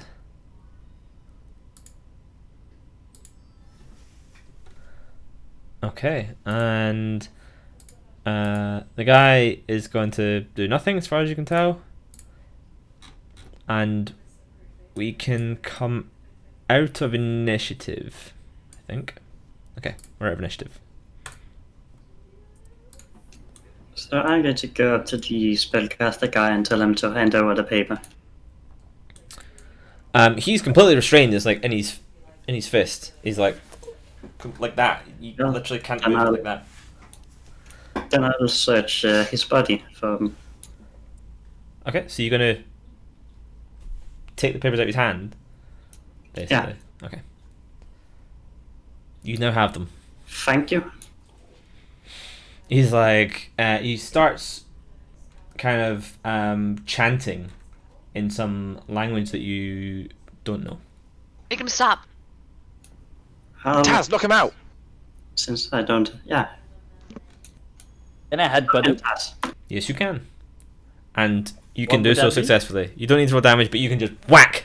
Okay, yeah. And your strong dwarven forehead bone makes contact with his delicate, pitiful human forehead bone. And you barely feel it, but he is unconscious. Nice. Let's go back to town. I let the spell release him, and then I tell Tess, carry him back to town and let's go, quick. Whilst Okay. everyone's running off, I'm going to move up to this desk here, and just search for any of the documents that we might have missed. Yep, so you can do that. 1 second.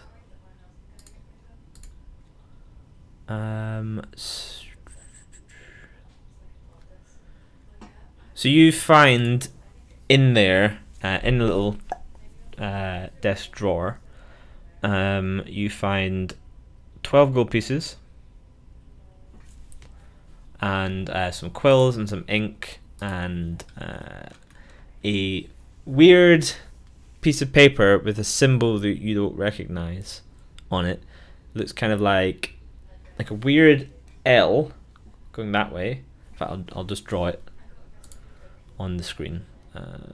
So it looks kind of like this.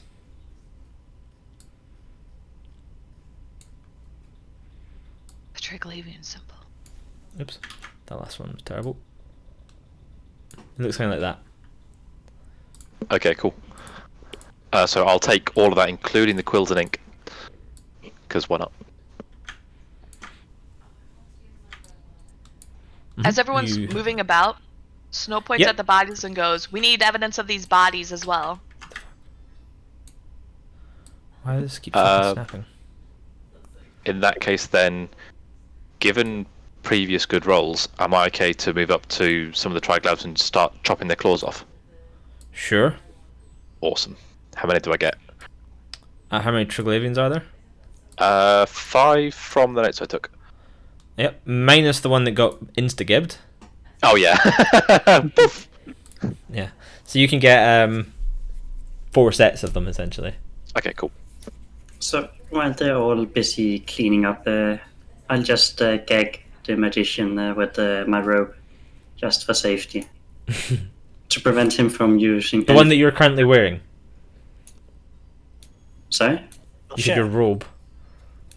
rope. Like Oh, rope. Okay, I thought you said robe. It's like, yes. Now you have to stay very close to me. Because my clothes are in your mouth. But no, with the 50-foot rope. I Yeah. have in You're my going to hand. put 50 foot of robe in his mouth. Before we leave, Tassel's gonna drop the person next to his great axe, grab his great axe again, and then just chuck him over the shoulder to the other guy, so he brings the great axe back again.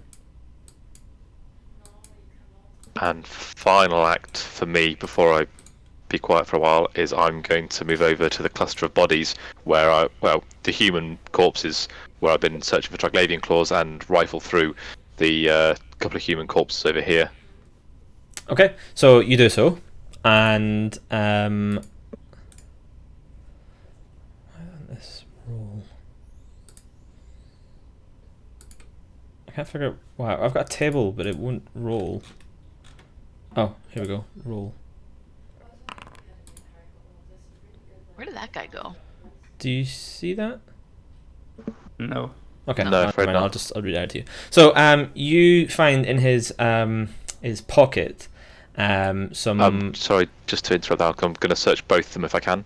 Okay, in the first guy, you find a little crumpled up piece of paper, and in the second guy, you find nothing. Awesome. Fucking poor ass motherfuckers. Where did this guy go? You doing He's anything with the paper? I'll just take it for the moment. I'm going to take everything I can and take it back to Okay. the inn for investigation, I guess. Okay. It's just a piece of parchment. Nothing fancy. I'm a kleptomaniac. I take everything. That's me happy with things. Okay.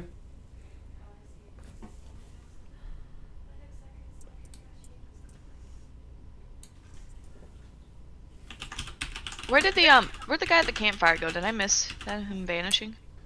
Yeah, I think you all must have running off. Ran off. Classic. When All right. when you're all distracted. So I call to Dallin to join us back at the end as we are gathering things up to leave. Mm-hmm.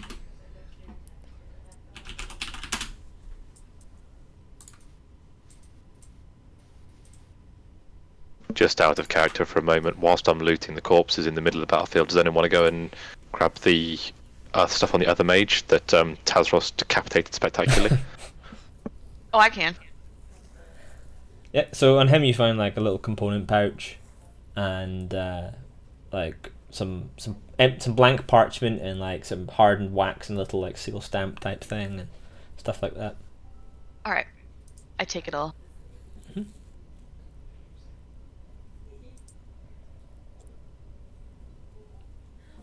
So after a minute goes by, is it a minute for charm person or is it an hour? Is it an hour? Yeah. So wow. your pal Dalen is like, okay, I'll see you there, and he's gonna head off into the woods.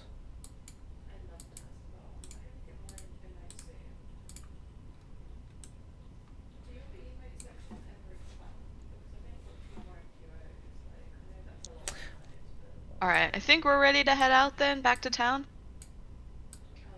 So just gonna point out this perfectly placed ballista. Oh! That no one. You want us to shoot down the airship? Yeah! Oh, the airship's now like. You can 150 angle feet that. up? You can angle that in such a way, and it's moving away now. But Oh. I mean, would we have had any opportunity to actually use that? it looks like it's loaded. There was someone standing next to it who got decapitated. God damn it. Snow sits in it and sees if she can see the airship by pointing it. You can see it, and I mean, if you get some people to lift the front of it, there's a chance that it might be able to sort of hit it. But you don't know what kind of range a ballista has. So Tristan can lift it. Yeah. So if you want, Taz! Get over here! What? We have a giant gun. We can shoot down the airship. I don't know how that works. All you gotta do is lift it so we can aim. Like the Power Rangers, we'll just sort of shoulder. Yeah, you hold it up. I'll press the button, and then we get a giant balloon like a piñata. Balloon? There's Yeah. presents in there, Taz. There's presents in there. I will do what they say. Yep. So who's going to aim it? Can me and Siege do it together? You can. Yeah, can I give her advantage? Oh, yeah, who's... you go for it, or whatever. You can't give her advantage, but you can help her not have disadvantage because it is out of the range basically of it. So you would have disadvantage, but you can help her get regulatage.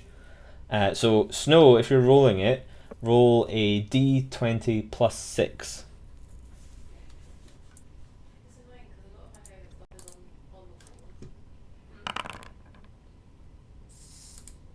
$17.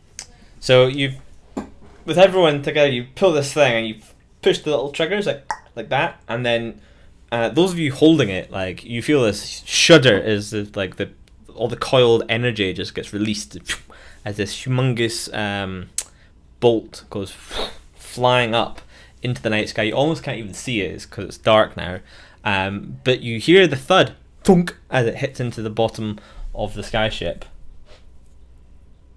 How fast does it take to reload? It takes a full turn, and the skyship is moving. You know how to reload it. You just put the thing in. It's like a crossbow, Yeah.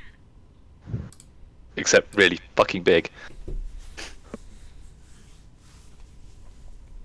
All right. Can we reload and try again? Yep, you can reload it. So that takes one action.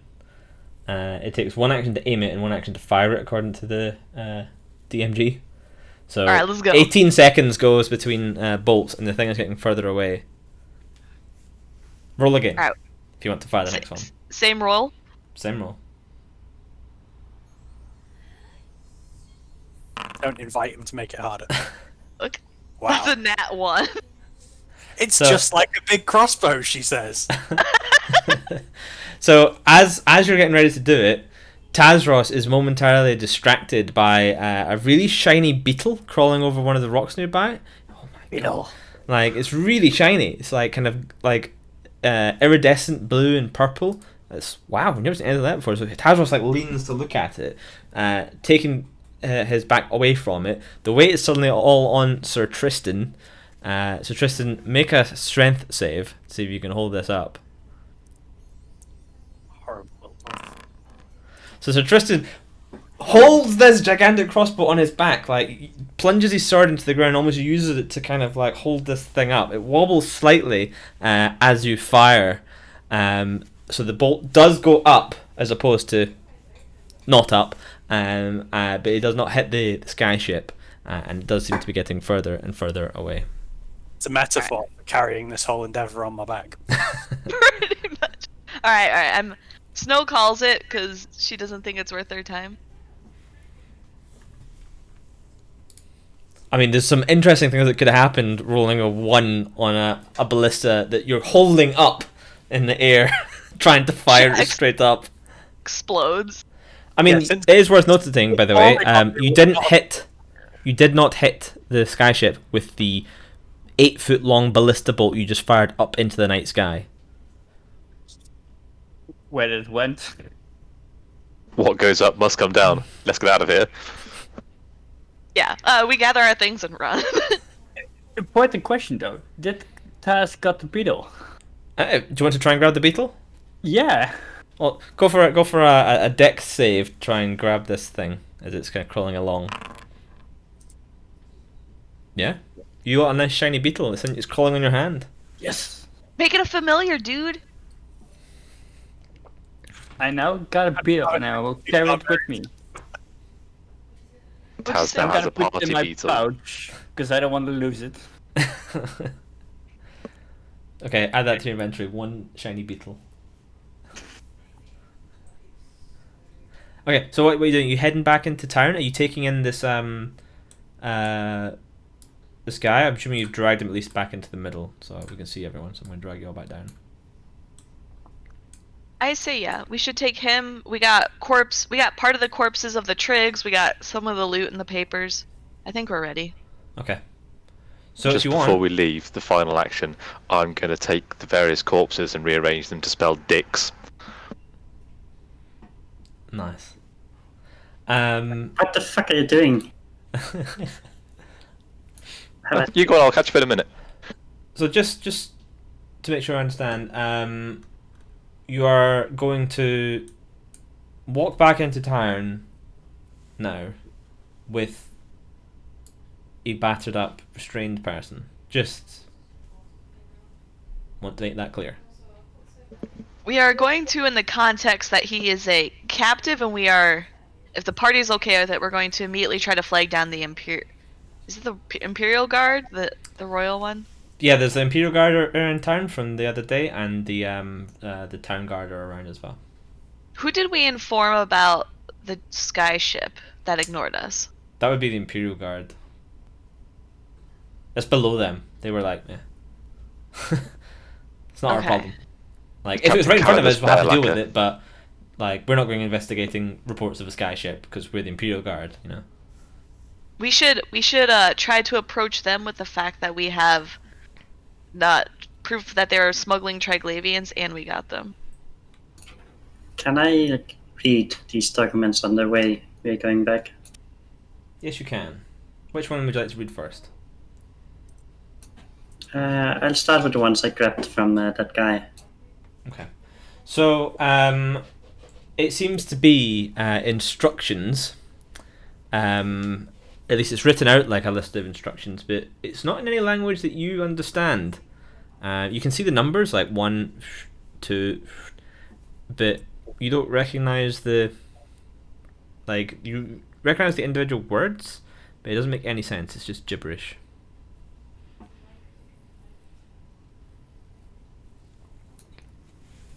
We need to find someone who can decode this. Is it another language or is it like an encrypted code? Are you looking as well? I'm gonna try and read over her shoulder with my short nature.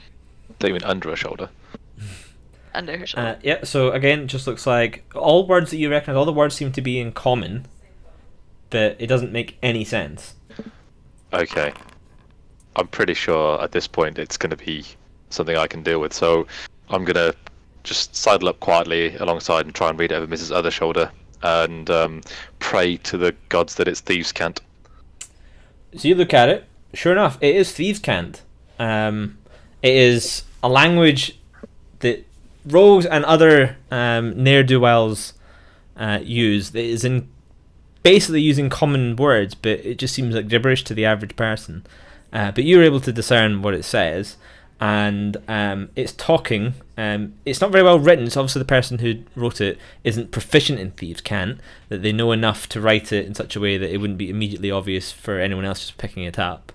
That there's stuff about an Archon, the Emperor Family Academy in Amar, and then you see what seems to be, it says like the Inverted Cathedral and is underscored multiple times.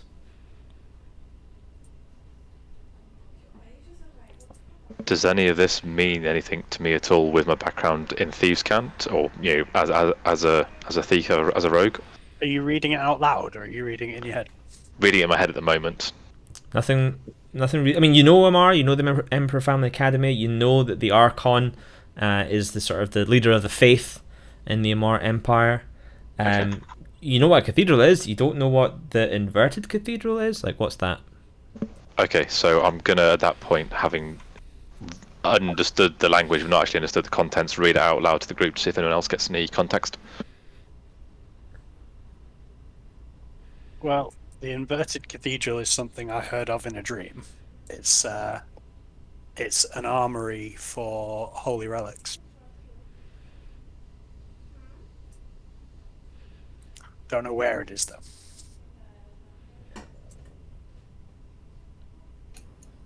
Well, it might be the Empire Family Academy, if that's the one that's being mentioned.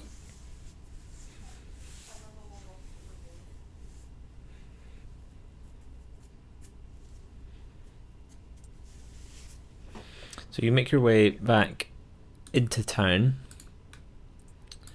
and you come in from the north. People look at you as you walk by with the beaten up, unconscious, tied up individual, but no one questions you until you see some guards, and they look up and they approach you, and they halt, citizens. What is the meaning of this? We have made an arrest, and we would like to see Captain Belaka. Of the Imperial Guard. Yes. They turn to each other and are like, Very well, normally, the only people doing arresting around here is us, but with the Imperial Guard in town, follow us. And they lead you towards the Imperial Guard sort of outpost that you were in the other day. And you go in, and Captain Berlacher is sitting behind the desk, but he is like got his outer cloak on, and he's like just sort of standing up, and he's like closing up drawers and things. He looks up as you come in. Like, Still holding the guy? if you want to be, then yeah, sure. Not sure what. Yeah, okay. Then I would just drop the guy on his desk, like. Plop. He looks over his desk at you. He's like, "Can I help you?" And you see I'll the, step up and up. Sorry. battered up, kind of like restrained person is like raises an eyebrow. I'll step up and I'll sprinkle the Triglavian talons over the top of him and step back. He's like, Yeah, so we ugh. found this guy. We found this guy with a bunch of Triglavians, sir, up north of town. We handled it, but thought we should bring him to you for proper trial and punishment. This guy was involved in smuggling of Triglavians. He sort of like opens his book. He's like, right, one at a time, please. Giant machine! Animals! One at a time, Body. preferably those with Okay. sentience. What I told you about the skyship. Yes, I remember. Your fabled skyship. We found it. Well done. Valorant You found a Ava. massive ship. Yeah. And you were busy loading Triglavians onto the ship. Do you have any proof of that? I guess this is what you have brought me here. All these talons. I'm assuming that you're saying that comes from this ship. Yes, and then we have some documents from the operation, and we have this guy that you can question when he wakes up. And he like calls through Lieutenant Hightower, and guy you recognise from before is Lieutenant Hightower. Dutifully comes through again, and he's like, "Yes, sir." He's like, "Take this." Is he some sort of magic user by the looks of it? Wizard, yeah. He real Yeah. mean about it. Bind his hands, gag him, and put him in a holding cell. We will investigate this tomorrow. Thank you, citizens. And he pushes them off the desk, like onto the floor, like all the stuff you dumped on. And he's like, "You may leave. The Imperial Guard has this under control." Yeah, as per usual. Roll my eyes and grab the claws. I'm No, sorry. wait. These are evidence now. You just pushed them onto the floor, Yes. having them back. No. You are not having them back. You have submitted this as evidence. I am taking it into custody. At least treat it with some respect, then, man. It's evidence, not some bloody play toy. It is a chopped off, dismembered piece of anatomy. I'm sure it will be just fine on my desk and on the floor, except on my desk, it is covering my desk in blood. Well, hopefully one of them goes through your foot then. Snow pipes up and goes, "Yeah, so if you could go back north and check, there were more boxes too. I'm not sure if any of them had stuff, but there's a lot of dead bodies because the Triglavians went rampant. And you're lucky we were there. Otherwise, there'd be at least 5 Triglavians just all over the city. Do you know how hard it is to kill these things? It was a disaster. We almost died." Yes, I can smell the singed fur on you. Can't have Yeah, been that's like- pleasant. That was thanks to that other guy. We were trying to help, and he tried to murder us. Now, describe exactly where this airship was, and do you know the name of the airship? I already told you, Malora's favor. Yes, okay. Hightower, write that down. And where was it? North Can you in the... take the road north to the forest. Okay, we will send guards out just now to secure the site, to ensure it's not tampered with during the night, and we will investigate tomorrow. Thank you once again, citizens. You may leave. Wait, we don't get paid, guys. She says, she whispers kind of loudly. Paid for what? For doing your job? How much do you make a year? Give me that. I don't do this for the monetary value. I do this to serve my empress. Well, you're real slacking on that. Maybe your emperor should give me some favors instead of you. Well, why don't you go to Amar and ask her yourself, and we'll see how that goes. Oh, I will. Good luck. Lieutenant Hightower did mention that there was a bounty out and was prepared to pay 5 gold per person per day to deal with Triglavians. If I'm That not was to go to mistaken. Fabin. You are Yeah, but there's no mistaken. one left in the fab. And we've cleared the problem out here for you, saving you dangerous work. Yes, some exactly. recognition. Fantastic. You've saved us having to raise a bounty here. Great job. You've saved the Imperial Guard a number of monies. We are very grateful. Thank you, citizens, for your service to the Empire. These guys are a waste of space. Let's move. Enjoy the message, by the way, on the bodies. It's like he's trying to get arrested. He just looks puzzled. Okay, so you leave, and if you're heading back to the Broken Drum, then Yeah. you can, no problem. Whilst we're walking along, I'm going to pull out the crumpled piece of paper that I took off one of the bodies and see if there's anything written on it, because I didn't hand that over. Yeah, so it appears to be like multiple drafts. It's in common, of like messages to someone, and then they're like scribbled out, and like another person has scribbled out again. And as far as you can discern, it seems to be like multiple drafts of a birthday card to like a beloved partner or something. Awesome. I'm going to give it to Taz for his party. Oh. What's this? It's a birthday card, Taz. Happy birthday. What does it say on the card? It says happy birthday. It's a birthday card. It says something along the lines of like it's obviously taken the person like a number of attempts to get it right, but it's like, you know, I love you more than the sky loves the sun in the morning, and things like that. I'm looking forward to seeing you again. I'm sorry I was away for our birthday. Your dear beloved so and so. Bro, we just killed a person! We killed lots of people, don't worry about it. But Sage, Killed a lot of. you're seeing me now. Why are you writing that you miss me and stuff? I'm here. Because you're the best man. That swing with the axe that opened the combat, amazing. That guy didn't even have I a chance, learned did from he? you. That was very happy, and he just going towards to the Broken Inn, just like the rest. Okay, so unless I'm doing anything else, you can make it to the Broken Drum, no problem. It's late now. By the time you get back, the time you sorted out at the Imperial Guard, it's like winding down time in the pub. But Galinda sees you come in, and she's like, she looks tired. She's had a long day. She's like, food, drinks, yeah. Take a seat. I'll bring it right over. And you can take a seat somewhere in the tavern. It's no problem. We see Darren or Dallin.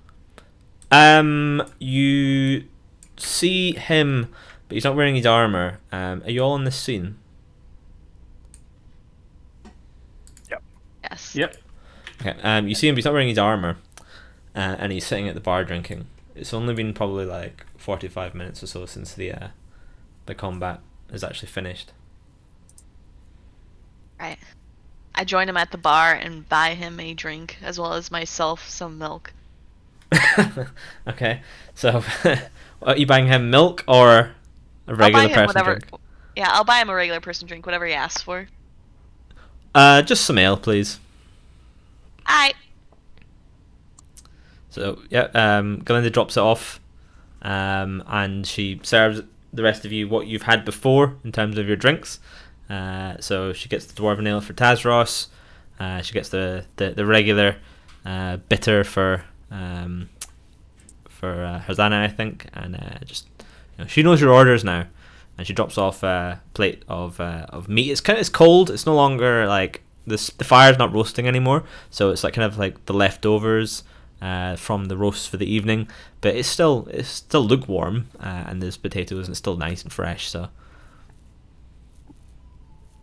Even if it was cold, Tassos would still eat it anyway. So yeah, you're muted by the way, Ryan, when you said something. I said potatoes in a dumb voice, so I did a hot mic. Boil and mash them, stick them in a stew. Yeah. So whilst Snow's being nice to Darlin, is he still under the effect of charm, or has that ended by now? For now. Probably Okay, got another 10 minutes left in it. So I'm gonna ask him, hey friend, where were you headed next on that pretty ship of yours? Oh, I don't know, to be honest. I think we were just heading up to... we had a couple of places to drop stuff off, but I think mainly we were going up to Amar.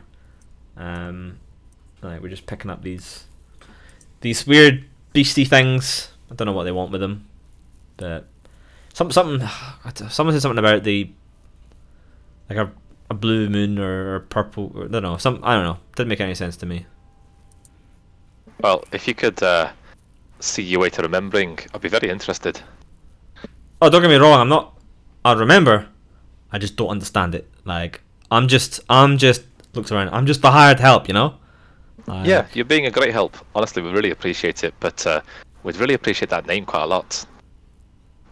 What name? I don't understand. Who are you looking for? You said the blue something? Yeah, no, it's like, so they had these like weird robed figures that kept like, normally we don't let people come on the ship with us. We're just here to do a job, and yet we had a couple of these guys with this like weird kind of like chain necklace thing, and they were wearing their robes like they were like some priests or something like that. And every so often they would go on about like a blue moon rising, but I mean, I don't know about you, but I've never seen a blue moon. Like, what the hell does that even mean? I think they said blue might have been purple. I'm not really sure. Just counted it as religious mumbo jumbo, to be honest. Have you never seen a harvest moon, laddie? That can be very blue. Maybe that's what they're talking about. Maybe they're just farmers. You're right. Cheers. Tassos wants to walk up, and because he heard a bit about the story, and he asked the person like, "Do you work for a guy named Nigel?" Can't say I know that name. Oh. Then who do you work for? Well, the ultimate boss, I guess, would be Dosithios, Mr. Battalion, but he wasn't on board or anything. He doesn't come on most of these lowly pickups these days. Oh. Okay, never mind. And Tassos walks away again. So while they're talking, Sana is just quiet, slowly eating, and then looking at Sir Tristan and saying, "Too much blood was spilled today. I'm not sure if he did the right thing." I mean, with this lot, it's very difficult to get them to do anything useful, let alone the right thing. They're not exactly a well-oiled machine, are they? No, but a few weeks ago, these people we killed were my colleagues. I flew beside men like them. Do you feel better on this side of the fence? I'm not sure. So, what about this star thing then? You mean my magic? You literally blew a guy up. I didn't blow a guy up, I blew the Triglavian up. True. Have you always been able to do that?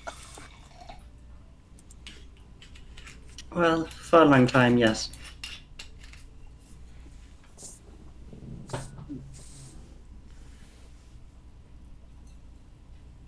So I think maybe 2 or 3 decades around that time. It's longer than I've been alive. Oh yeah, keep forgetting how young you are. But for me, it's only a small part of my life. I've lived most of my life without building magic, and then through hard practice and channeling with the nature, I learned to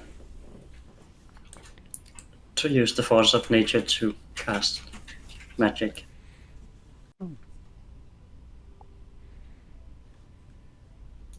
There's still much to learn, but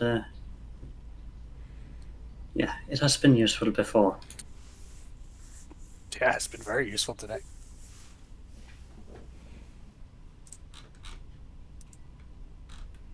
So what would you like to do? I'd like to sneak into the baths and then go to bed. Okay. Yeah, you can do so. It doesn't take any effort. It's pretty quiet. Galinde, maybe she notices, but she probably doesn't really care. She's pretty what's the word? Like she's how do you Ambivalent? express gratitude to something? Like gratuitous.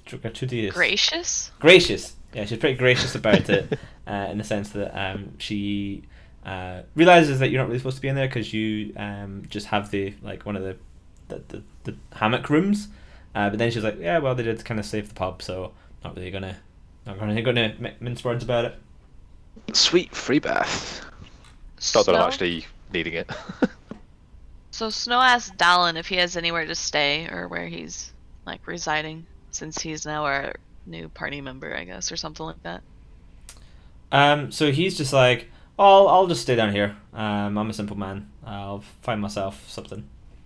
And he Alright. like sit in one of these booths and kind of like slouch up.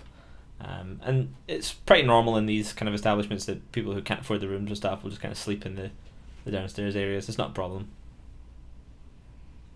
Alright, Snow, having been exhausted, no spell slots left, and burned fur, goes to shower and sleep. Mm-hmm. Anyone else doing anything before they want to go to bed? Yeah, I'm fine sleeping down here, but I definitely do want to wash off all of this people I killed. Yeah. You can do so. There's baths upstairs that you know of. If you even Galinde will see you and sort of quietly mention to those of you who are kind of covered in offal and gore, but like, if you want, you can use the baths. Like, don't worry about it. Good, because I definitely cannot afford to pay. So yeah, you can go up there and do that, and then you can find a spot downstairs to prop up and have a nap or go to sleep. Anybody else before you all go to bed? Tassos was already passed out there because he was so beaten up, so he's like half his strength still in there, just passed out there on the round table. Nice. So you all go to sleep, and those of you who interacted in some way or another with a Triglavian, which I think was everybody. I think everybody struck out or was struck by one. Is that right? Anyone did? I didn't manage to hit one. I fired an arrow at one, but didn't manage to hit it. Okay, so you don't. This doesn't happen to you then. Cool. But everybody else, you while you're dreaming in your sleep, you're having regular dreams. Tazos is dreaming about like being in a Bath Vale. It's fantastic. Sir Tristan is like protecting the realm, like slaying bitches, like no problem. Harzana is like in a great druid grove. The plants around her are flourishing. The small woodland creatures are all chirping, and everyone's very happy. Snow is just like absolutely slaying some massive concert, the biggest that Amamaki's ever seen, and like, you know, the crowds are chanting her name. All of your nice pleasant dreams are interrupted by a flash of darkness. So it's like a flash of light, but it's completely dark.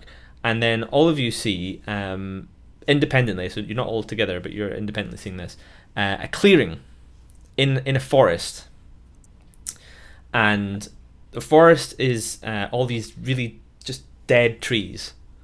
They look like they've been long dead. Like the flesh of the tree is white, dry. There's no leaves to be seen on any of the branches. They're all old and gnarled. And above in the night sky, there is a moon, and the moon is blazing this weird off purple blue color. It's very unnatural. It's like no natural color or moon you've ever seen before, and it lights up this clearing.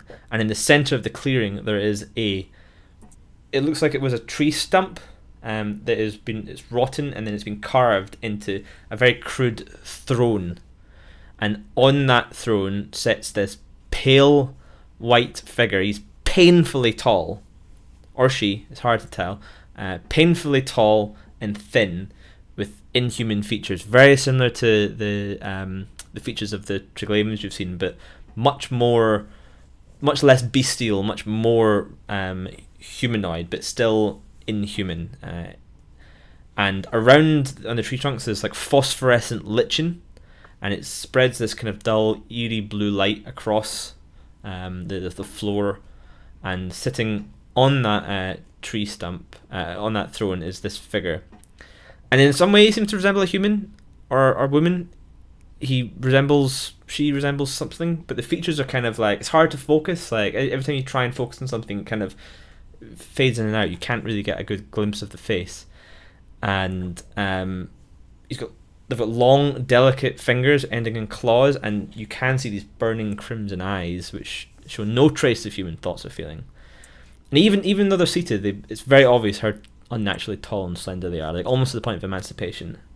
Their pale flesh has this like pearly gleam, and they seem to be wearing rags and tatters of the purest black. And they're just sitting there like pretty lazily, like gnawing at something that is kind of feebly kicking and squealing.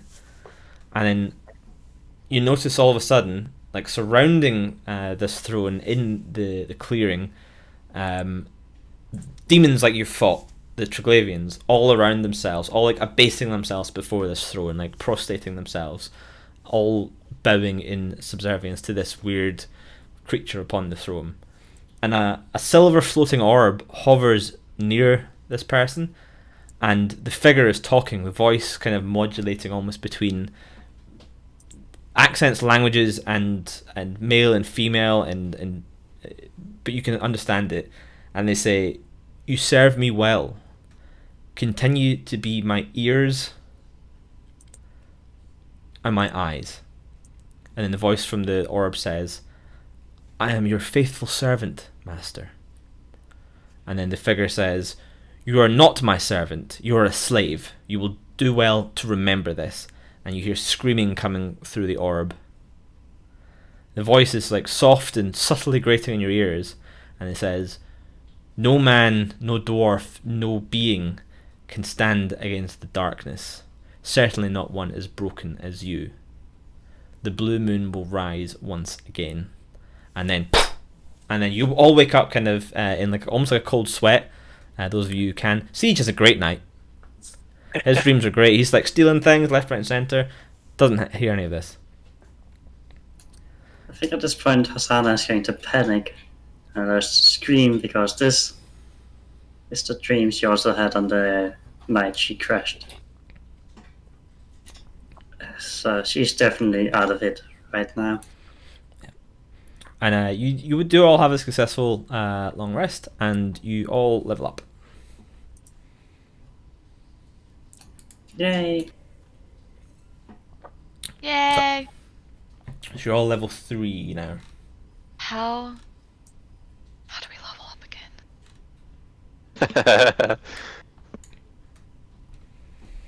I think we just import another class, right? Just import the third level of your class. Yeah, this is the fun part of the stream where you get to all watch us figure out how to level up characters. I mean, this is more like my character will be bugged again, as per usual. Yeah. I got it, yeah. Let me know if you have any issues. I'm just gonna re-import it again. Then we should be fine for at least tonight. Okay. I won't bother updating the cards at the bottom of the screen today in terms of like level and hit points and stats and so on, because that's effort and that's not what I'm about. So hopefully we'll get that done for next time. But once we'll have a short break, like sort of 5 minutes or so, if you want to make sure that's all done, and then we'll continue once you're all done. I'm not going to cut away from the stream or anything. I'm just saying, like I won't push you to start the next part until everyone's ready. Yeah, I've got a load of spells I need to import. Yeah, I'm reading through mine. It says I get more... What is it? I get more expertise. How do I mark that? I'm sorry, back in a second. Yeah, for expertise, I think if you click the tick, it should turn to double tick, which is expertise. You choose 2 of your skill proficiencies. Your proficiency is double. So that just means I make it so the check mark shows expertise, right? Mm-hmm. Okay. So Siege, what was Siege's dreams all about? I was quite happily wandering through. Where was it? Land of cheese. Where has my notes gone? Somewhere in here, I had. The Ample Acres Dairy Farm, perhaps? No, I stopped dreaming about that a long time ago. I tell you what, I was dreaming about my time at sea when I learned a lot of my current bits and pieces from the person who's in my backstory that I can't remember. Teacher's writing 4 fucking pages. Somewhere in it. Was it Blythe? D&D. Sorry? Blythe? No. It is. The crew of the Goose. Yes, the crew of the Goose. Ira. Ira. And the Grey Goose. So you dream about your time on the Grey Goose with Ira. And it's great. Fantastic dream. Exactly what you could have hoped for in a night dream. It's amazing. And you wake up feeling extra refreshed. Although I have taken very extensive notes. Can you yeet my character? Yep. Sorry, what am I doing? Want me to make a new character? Yeah. So yeet is one and Yeah. So it's easiest for me to rename this one first.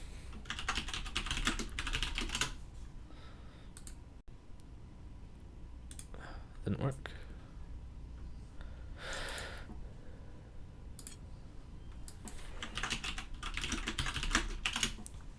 Go. Okay. And then I'll make you a new one. Yes.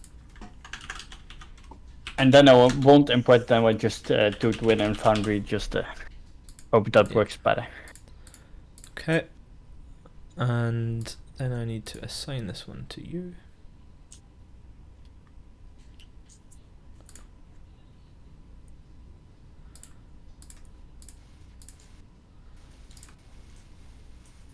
Oh my god, I get the spell Shatter.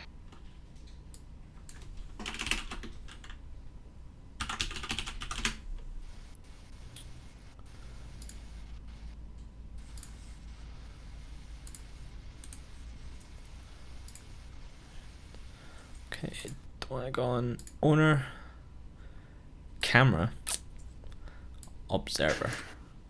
Forgot that last time. Okay, you should see a new one, except spelt wrong. I'll fix that. Yeah, but it's fine. I can change that myself. Okay, I'll leave it to it. Quick Thank question, you. Ithaca. Mhm. What's the difference between import and set preparation details? I'm no idea. Where do you see that? Okay. So I'm looking at importing spells because, like, I pick up a shit Oh. ton of spells, being an arcane Okay. trickster. So set preparation details would be because certain classes have to prepare spells. So certain classes know all of their spells at all times, but at morning they prepare their spells. So they say, today I can cast these spells because I have them prepared. I'm a motherfucking so wizard. God damn it. if you have, if you're a magic caster that has to have prepared spells, then you would import it and set it as prepared or not. That'll be what that is about. Some classes just natively, they can only learn so many spells, but all the spells they know they can use at any one time. That's the difference. Okay. So druids, for example, know all druid spells, but they can only prepare so many each day. So if Harzana wanted, she could have a completely different set of spells tomorrow. Same with clerics, I believe. Yeah. Those are the two that do that. Okay. So, dear. So now on setting preparation details, and it's asking me for preparation mode. So I've got a total of 3 cantrips and 3 first level spells. Mm-hmm. So when I'm setting them in preparation mode, do I set them all as prepared? Because Cantrips, yeah, because you always have cantrips prepared, but you can only have however many of them you're allowed, and you can't change them. Yeah, I know that. That's cool. And then the other ones, so it'll tell you how many spells you can know. Yeah, I know that. And then I've got 2 first level slots available per day or per long rest. Right, and how many spells do you know? Including cantrips? No, not including cantrips. 3. Okay, so Charm Person's innate. You don't have to prepare then. So you're a cast that doesn't prepare, so you can just import them, and you can cast any of your spells that you have the slot for, without having to bother preparing them because you only know 2 spells essentially. Whereas like a wizard, for example, would have like 20 spells, but only 3 spell slots, and they would be able to prepare like say 5 spells per day. Okay, yeah, because my spellcasting class is wizard as part of arcane trickster. That's where I pull all my spells from, like the spell list. Yeah, but I'm pretty sure it's because you only know 2 of them. You wouldn't have to prepare them; it'd be pointless. Okay, Yeah. cool. All right. That's also how warlocks do it, I believe. Yeah. Okay, cool. I will And import they all of know those then. is theirs to be cast without preparation. That's why they get so few of them. Yeah. Nice. Okay, cool. All right, so are you good? Sorry. I think so. I've got no idea. I'll bumble around in the background. You go ahead. Okay, so mine says, so level 2 to 3, my known spells goes from 5 to 6, but I get 4 first level spots and 2 second level spots. So do I actually learn a second level spell? How do I know which spell I actually learn? So you know so you go from 5 to 6. That means you can learn an extra spell. So you can learn one level 2 spell, or you could just learn a level 1 spell. It's up to you. You can basically learn any spell. Usually you're allowed to unlearn a spell as well per level when you level up. So if you don't like a spell, you can unlearn that and pick another one. So if you wanted to drop off one of your level 1s and put on a second level 2, you could, but you can only do one of them. And you'll have 2 level 2 spell slots, did you say? Yeah? Yeah. Yeah, so remember you can always upcast level 1 spells as well. So things like Cure Wounds does 1d8 plus your modifier of healing, but if you upcast it at level 2, it'll usually say extra d8 for every level. So if you cast that at level 2, you would heal for 2d8. Okay. So I accidentally imported additional spells, but I will remove those from my list or unmark them. Don't worry about it so much today, but then everyone obviously just, if you use an offline character builder as well, just to validate that you're adding the right things, and then compare it to your character sheets at some point, just let me know and I'll put the server up so you can log in during the week. It's no problem. Right. Yeah, all good. The thing about bards is you won't learn that many spells, but you also don't have that many spell slots in the first place. So Yeah. it's good to have to not replace too many of your low level ones. Yeah. Right. Harzana, you all good? Yeah, I'm just importing all the spells that I can prepare. Yeah, good luck. They'll be there for a while with Druids are amazing though. Druids know so many cool spells. They're like such utility players. Druids, very handy. So Tristan, You're like you good? some sort of caveman in comparison. Like mine literally took 3 seconds to do. I've got rallying cry now. That's it. Yeah, I mean, but fighters though, when they get to like level 4, they start to just like accelerate. Oh yeah, next level, things get really wild. Next level, Ithaca needs to learn some new combat rules because I exist. What rules are those?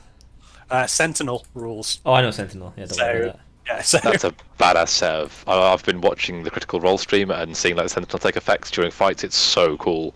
Yeah, I've had a player Looking use forward to Sentinel that. before. Sentinel with a pole arm was extra annoying because it's a 10-foot weapon, and like- we I in a walk campaign. into the room and no one else moves. So we've got a campaign going on now, not at that level yet, but there's one player who's playing a Bugbear Barbarian who uses a polearm, and Bugbear's got an extra 5-foot reach, so he's got 15-foot reach with his polearm, and he's going to try and take Sentinel, which means anywhere within 15 feet of him, he can stop people moving. It's when they leave it. It's when they leave the range, not when they move within your range. It's when they leave your range specifically. Yep. So It's because such a beautiful set of conditions. There's whenever I make an opportunity attack, the target speed drops to 0, so it stops moving and can't move away from me. Anytime a creature leaves my reach, even if by using disengage, I still get the opportunity attack. yeah, that's And the the third- powerful one. And the third one, which I think is probably the most powerful, whenever a creature within 5 feet of me makes an attack against something that isn't me, I can attack them as my reaction. So I can either negate the damage that they deal to the person they attacked, or attack them, depending on, how likely I think they are to hurt somebody. Quick check, if you don't mind, on one thing that's confusing the shit out of me. Spell save DC equals, for me, it's 8 plus my proficiency bonus plus my intelligence modifier. So where the hell is my... Oh, never mind. Proficiency bonus is 2. Intelligence modifier is 2. I've got it. Yeah. It's fine. I'm an idiot. It's fine. Never mind. Yeah, so your spell save would be 12. Yeah. If I'm not mistaken.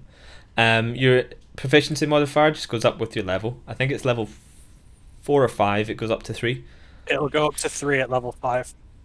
Yeah. Okay. And then obviously, as an arcane trickster, you would want to try and get things to increase your intelligence so that your spell save and so on is harder. Yep. But also as a rogue, you want to increase your dex, so that starts to become like the individual paths that you Yeah, can I mean, take. Dex is 17, so that's not really an issue, but intelligence is... Oh, that's 15, so, both fairly high already. That's so close to 18. Exactly. Could be 18. What Okay. does 18 make? Sorry. Good, but it could be better. Well, it goes up. But So 18 goes up by 1. yeah, the even numbers are an extra plus essentially. So Okay. 18 it would be +3. Gotcha. Okay. And I got an extra 6 hit points. Yay. Just 6? That doesn't seem right. Well, I mean, it was an average, so. I only got 8, so. Oh, maybe it isn't. What's your hit dice as a rogue? Is it an 8? D8. Okay, and your con is 3? Con is 1. Con Okay. is 13, so +1. Yeah, okay, so yeah, that makes sense then. Okay. That is fine. Is anyone not ready then? I think mine is right. I'm still missing like backpack stuff and stuff, but I think I have the most important parts. Okay. Yeah, so If then not, I will add them along the way. it is morning. So Tristan, you are obviously awoken by your dream. When you sit up, it's pretty much morning, and like some people are starting to move around downstairs anyway. You see Galinda over there, sort of like starting to prepare stuff for breakfast and so on. And everyone else wakens up now, slightly cold sweats upon thine bodies, except for Snow because she is cat and she doesn't have any. And for Siege because he had a great dream, so no cold sweat for him. What would you like to do? I'm gonna get dressed in a kind of sulky way. I'm also gonna make sure I give the scimitar that I took from that guy yesterday to the person that owns the bar. Because I actually have a really nice sword of my own that I don't need to be carrying around like gutter trash weapons. Right now, so that's the dwarf, and whose name is Avamir, and Galinda. They're the co-owners. He's now Avamir Scimitar owner. Nice. He looks at it and then he sort of just pats the dwarven warhammer on his hip. Yeah, sometimes he might need to slash or. Thank you. I'll sell this to some needy adventurer. But thank you for your donation to the cause. Perfect. Capitalism works. Right, what are you doing? So, go on, Stone. I was gonna say, should we go pay a visit to Yorg? I'm trying to think of what else we have to do in this town. I'm not sure if that's a good idea.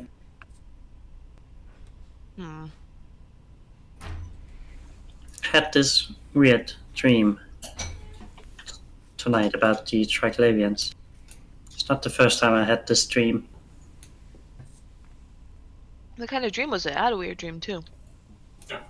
There's this figure in the forest, tall, with some humanoid features, but still some unnatural features as well. Wait, does Pale. this humanoid figure have crimson eyes? Yeah. That sounds like my dream. I had that before the night I crashed. Wait, you saying it's like a bad omen? Well, the crash happened before the vision. Oh. But Wait. the first time I didn't know about the Triglavians. This time I do, and I saw some of them. Maybe that means that other ship that we shot at crashed. I don't know. And this creature had this ability to communicate. It had some slaves that they mentioned were their eyes and ears. That's what I saw too. It's actually my second prophecy this week. Wait, Maybe they're linked. what was the first prophecy? I am to find a relic in the Inverted Cathedral and use that to drive back the darkness. Wait, there was the Inverted Cathedral on the paper, but that didn't give us any clues of to where to find it, right? Yeah, it's not something I'd heard of before now. Yo, Siege, what did that paper say again? Which bits? No. The Inverted Cathedral paper that we stole from that wizard. So it's not particularly well written at all, but the first section speaks about an Archon, which I understand is the leader of the faith, and then talks about the Empire Family Academy in Namar, and the final bit is about the Inverted Cathedral, which Satista mentioned yesterday is the armory for holy relics, but he doesn't know what it is. Aside from that, it's a bit blank. Sounds like we need to go to Amar. I mean, that's a long way from here, lassie. Well, what are we supposed to do? That's a fair point. I could do with some shopping before we leave, but aside from that, I don't have anything that is capturing my attention at the moment. Do you really think they'll be more helpful in Amar than they are here? Just waltz in and say, hey, we want to see the Inverted Cathedral. I mean, Harzana's got a bloody good point there. If Captain stuck up his arse is anything to go by, we're not going to have any more luck in there than we do here.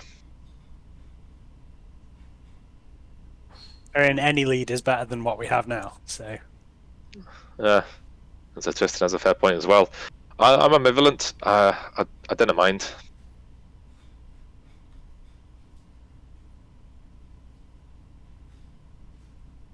Taz, Taz? what do you think?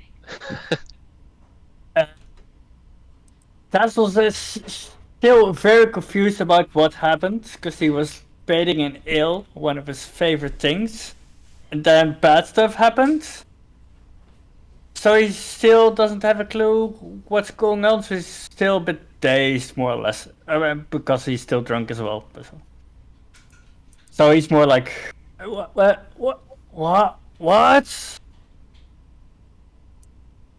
What are you saying?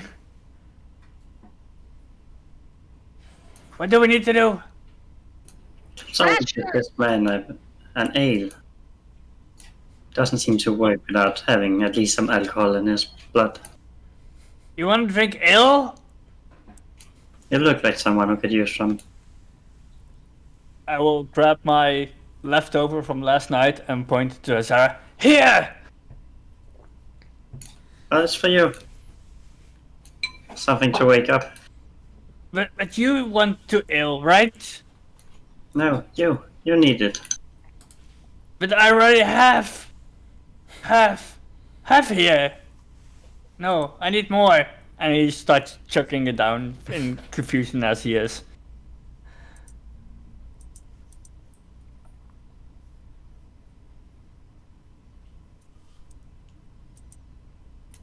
Anyways, if we don't have anything else to do here, then maybe we can go to Amar.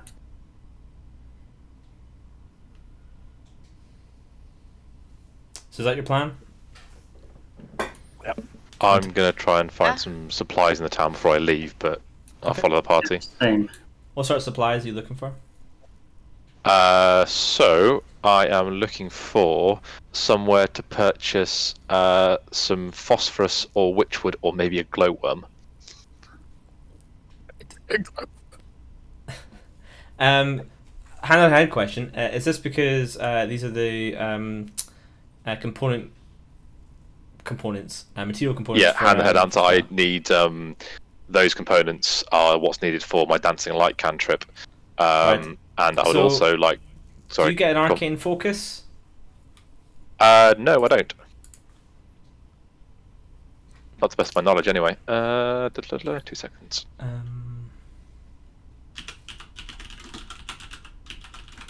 I mean, it's doing it as a wizard, so this is a bit of a weird one. So wizards would either have these.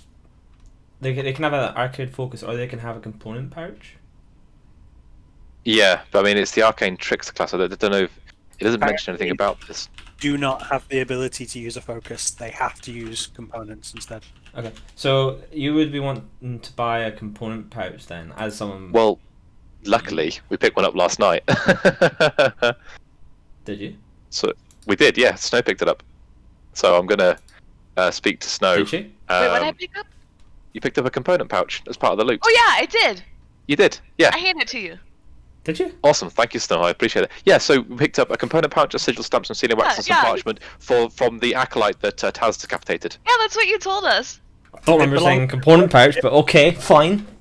You I did. have- Yeah, I literally wrote it down. Component pack, Okay. parchment, etc.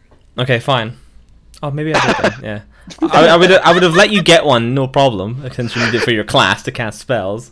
But yes, conveniently, you're like, you're sitting over breakfast, like I really need a glowworm and a bunch of other random miscellaneous doodads, and Snow's like, oh, I have a bag of that stuff right here. Awesome. Thank you, Snow. I appreciate it. Yeah, no I'll, problem. Look at me accidentally planning ahead. And then, given that I found all of that, and that's the only part that has material, I then want to go searching for, and you're going to really hate me for this one, some incense, charcoal, and herbs, and possibly a brass brazier. So that one, you, since it has a value to it of 10 gold pieces, you will need to. You can certainly find that from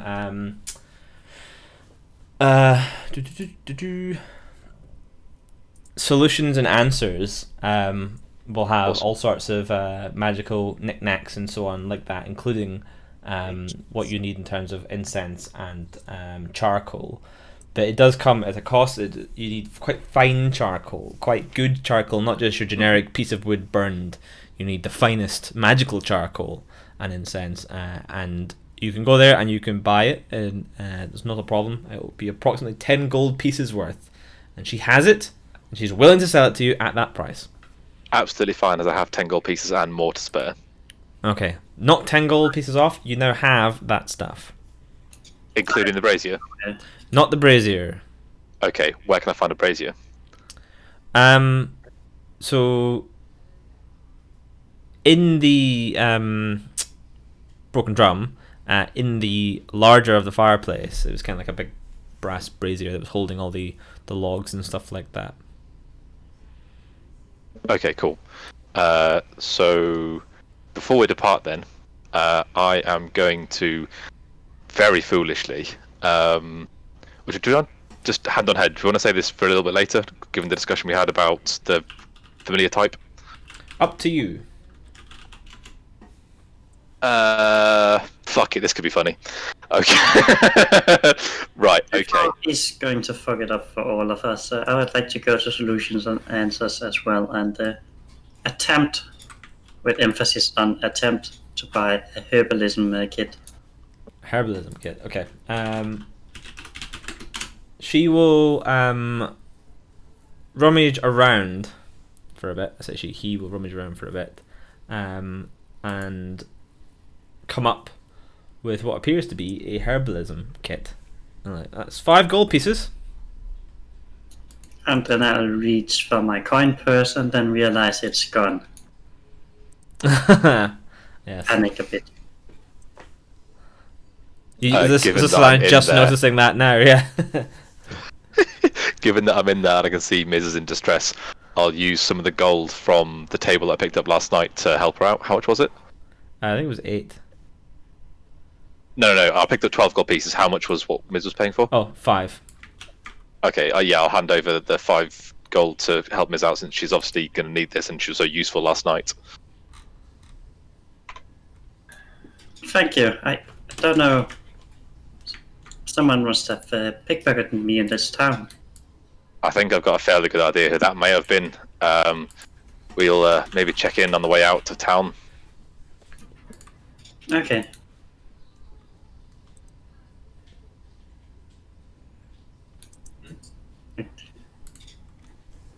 I usually have my eyes. Have sharp eyes. I'm surprised this could happen.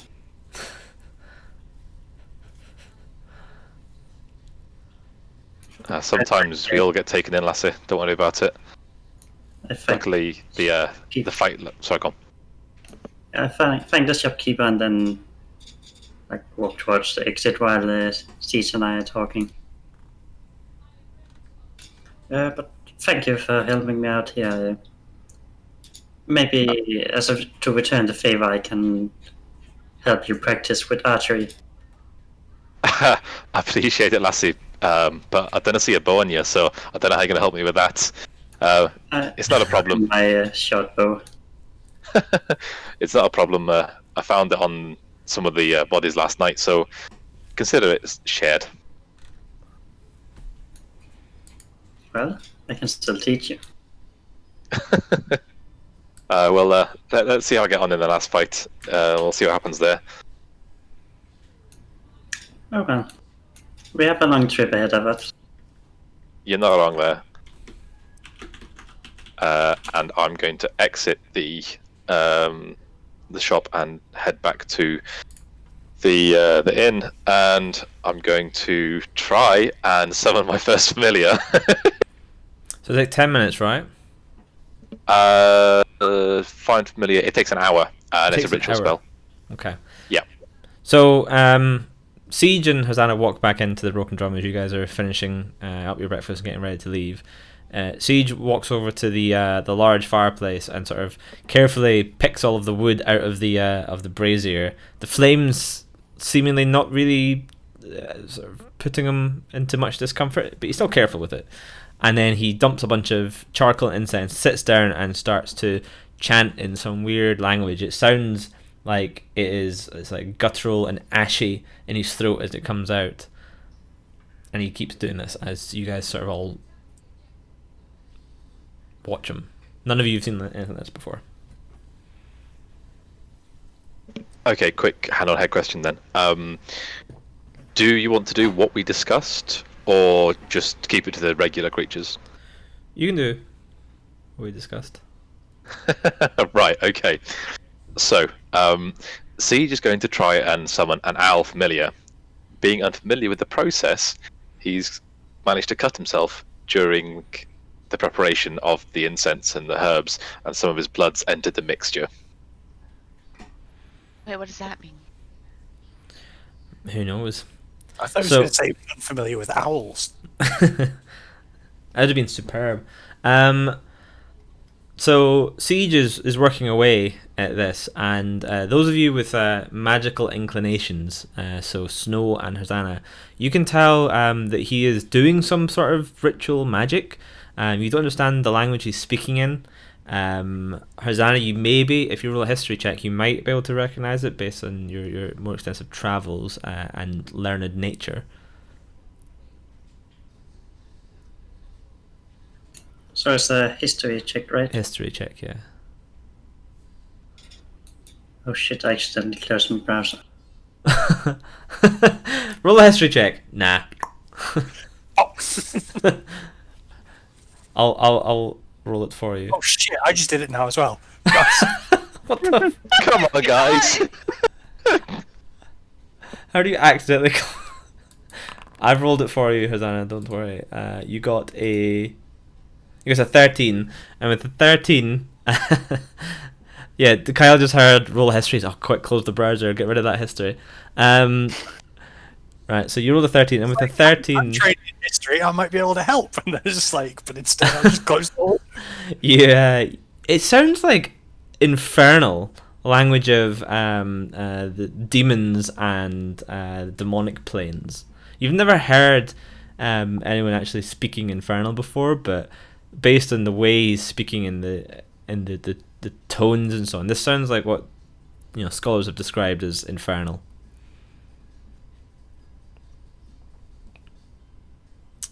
I look at him very suspicious. So Tristan is like, yeah, he is speaking. Would you like to know about wine? Question: does Tassos ever in his past as a mercenary heard this thing before or seen something like this before? Give me history as well then. History. No. So you've not heard I'm anything before. proficient in this, and he did a much better job than I did. Okay, in that case, it looks very scary to Tessos, and he's still in this kind of confused state.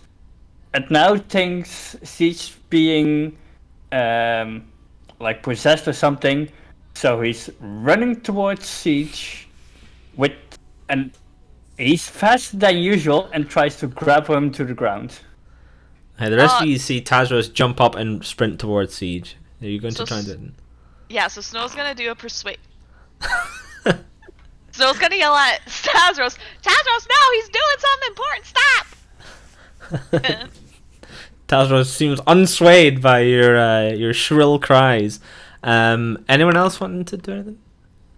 I can't do anything whilst I'm doing this is the problem, because if I do it then I lose the fucking spell and I lose 10 gold pieces, which I can't afford to do. I'm actually going to persuade Snow that we don't know what he's doing at all.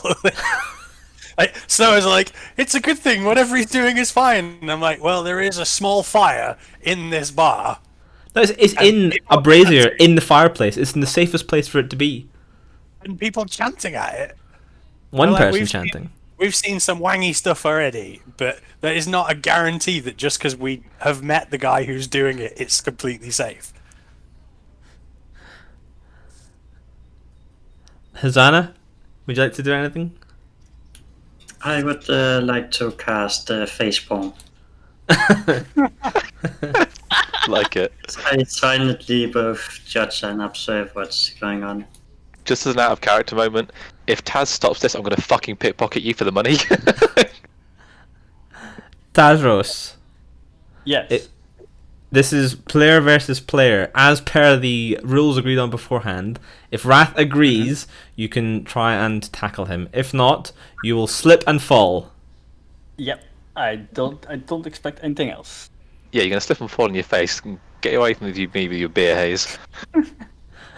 For anyone watching, we have a rule that player versus player stuff that actually impacts people in this, like stopping casting a spell, has to be agreed on by both parties. Otherwise, people just end up getting bitter. So that is fine. Tazros, you run towards him like, what the fuck is going on? And there's some of the ale. Do you know what? It looks very much like the ale that you spilt last night. You can even see your face mark on the floor where you tried to suck it up. And you slip on that as you run across, and your little dwarf legs, used to being on the ground, are now above your head.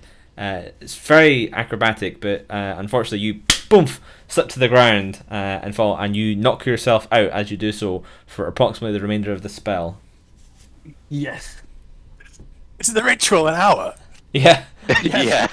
So you're there casting this ritual thing, and then just this dwarf just goes boom next to you on the floor. Amazing. It doesn't move. Oh dear. So, assuming no one else attempts to interfere with your spell, you see the smoke after a while start to like coagulate into this shape, and it slowly gets more defined over the course of the last sort of like 20 minutes or so. And the rest of you see this this smoky looking owl figure appearing in the smoke from this brazier, and it spreads its wings just as you finish chanting, and then the wings will kind of crumble away, and there's a sort of smoke, and then it dissipates, and staring back at you is a little, not owl, a imp of the colour of your blood that was in the spell, and it looks around, and it's got beady little black eyes, and it's got little wings and little clawed fists, and it sees its summoner, and it just sort of looks around, and it looks a little bit puzzled. Who summons me? I've summoned you, imp, and I bind you to my service as a familiar, so we can go and enjoy ourselves across the country. You see little like smoky, almost like shackles appear around its wrists, and then like sear, and there's like a sort of scar mark around each of its little wrists. Snow takes notice and goes, wow, Siege, what's that? And she walks over and does the, like, cat sort of, where you want to bat at it, but she just kind of pushes on him a little. I wouldn't advise that if I were you. Siege, what is it? And she's, like, slowly, like, pushing it. This is a familiar. I've bound it to my service to be of use to us going forward. It's what's its name? I don't know, Imp. What is your name? My name is Vapkiz. Vapkiss. Vapkiz. Kiz. Good. You Vapkin. fucking moron. We're gonna get along just fine, laddie. We're gonna have lots of fun and annoy lots of people. Trust me on this. Do you really think it's a good idea to summon a fiend when these towns are run with demons? I'm a demon, if you look at me. So, take what you will from that. Less than that. Wait. That very short distance from I'm a demon, but you shouldn't judge me on how I look to I'm a demon, and also here's my slave demon.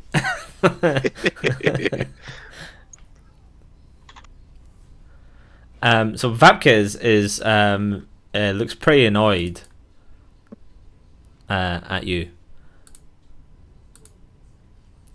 and he is going to fly up into the air and he's like, and he's like, I hate this fucking plane. I'll be around when you need me, and then poof, disappears. Aye, okay. Well, that could have gone worse. It could have gone better. Let's head out, I guess, unless anyone needs to do anything else. Well, I believe Galande deserves a proper goodbye and thank you. Well, wait. I don't think I have any more business here. We should pack some food, like buy some extra food for our travels.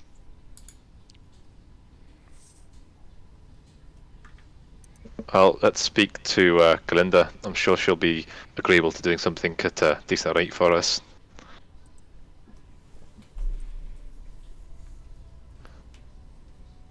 Tassel's she's will actually slowly awake now. And just a little headache there. What just happened? Anyone? Don't worry. You seem to be looking for some beer, Taz. I don't think you found it, man. Maybe go to the bar next time. Oh. I need to find Evermore. I need more dwarven ale, for sure. And I will try to find Evermore, the dwarf.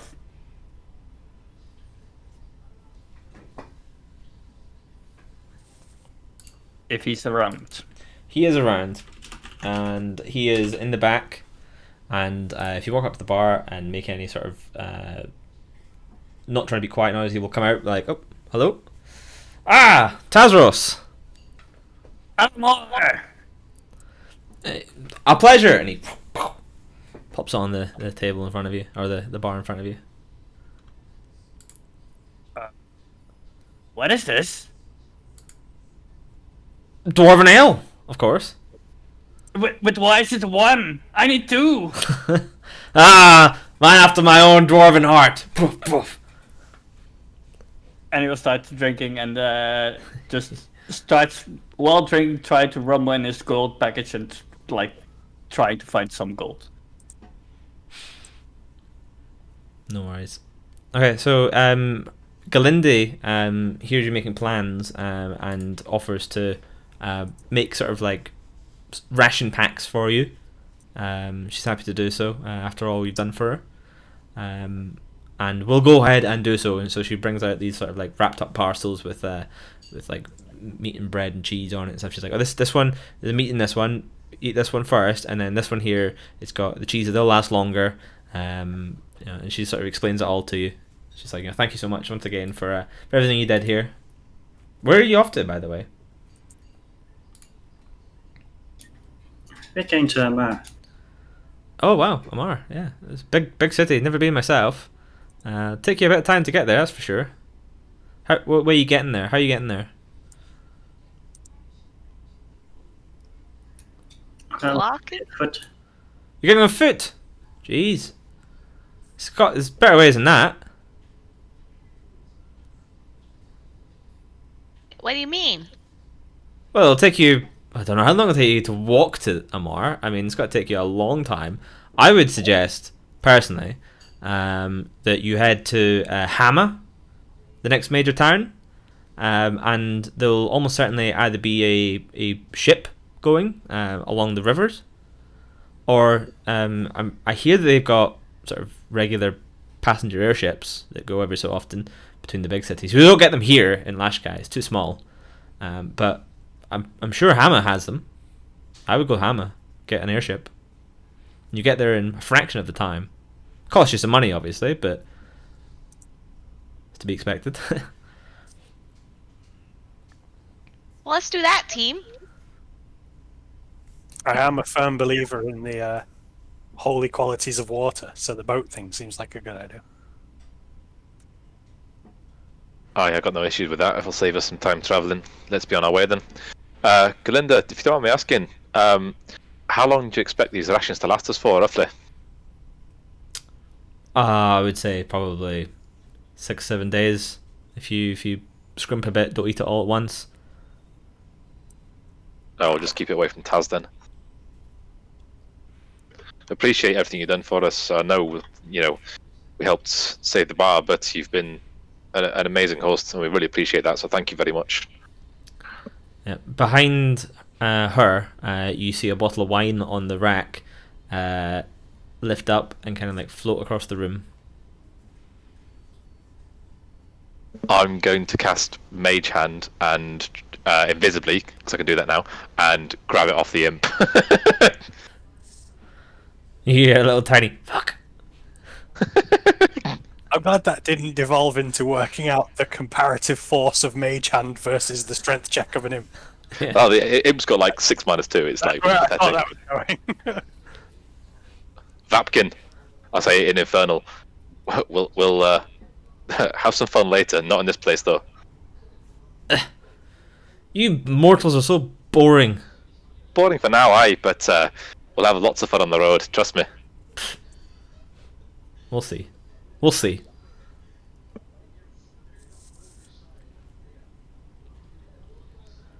So you heading off? Before we head off, I ask Siege. So do you know where I could find my money? Ah, that's a good point, Lassie. I totally forgot about that. If we head up to the inn at the end of town, I have a strong suspicion that the lassie there is probably the only criminal element in this town. I mean the girl with the piercing? Aye, there, that girl. And tried to help her out, and she pickpocketed you. It's not pretty nice. So between myself and the imp, we may be able to actually encourage her to release the coin she took from you, or may not. It may have been a pickpocket in the middle of town, but that's where my suspicion lies. Well, that little piece of shit. She's just trying to get by. It's she's young. She's trying to make a buck. It's nothing too major. We'll get your money back and be on our way. Okay. So we're gonna head up towards the Silent King and try and find Dimia. Well, we're leaving. You. Or can you handle it yourself? I wouldn't say no to some backup. Okay. But I'll deliberately pace ahead of Sir Tristan because he's not going to approve of what I'm about to do. Okay. Before we leave, Dad would want to ask Avmore if he can fill his water skin with ale. He's happy to do so. Nice. How do you pay for all this?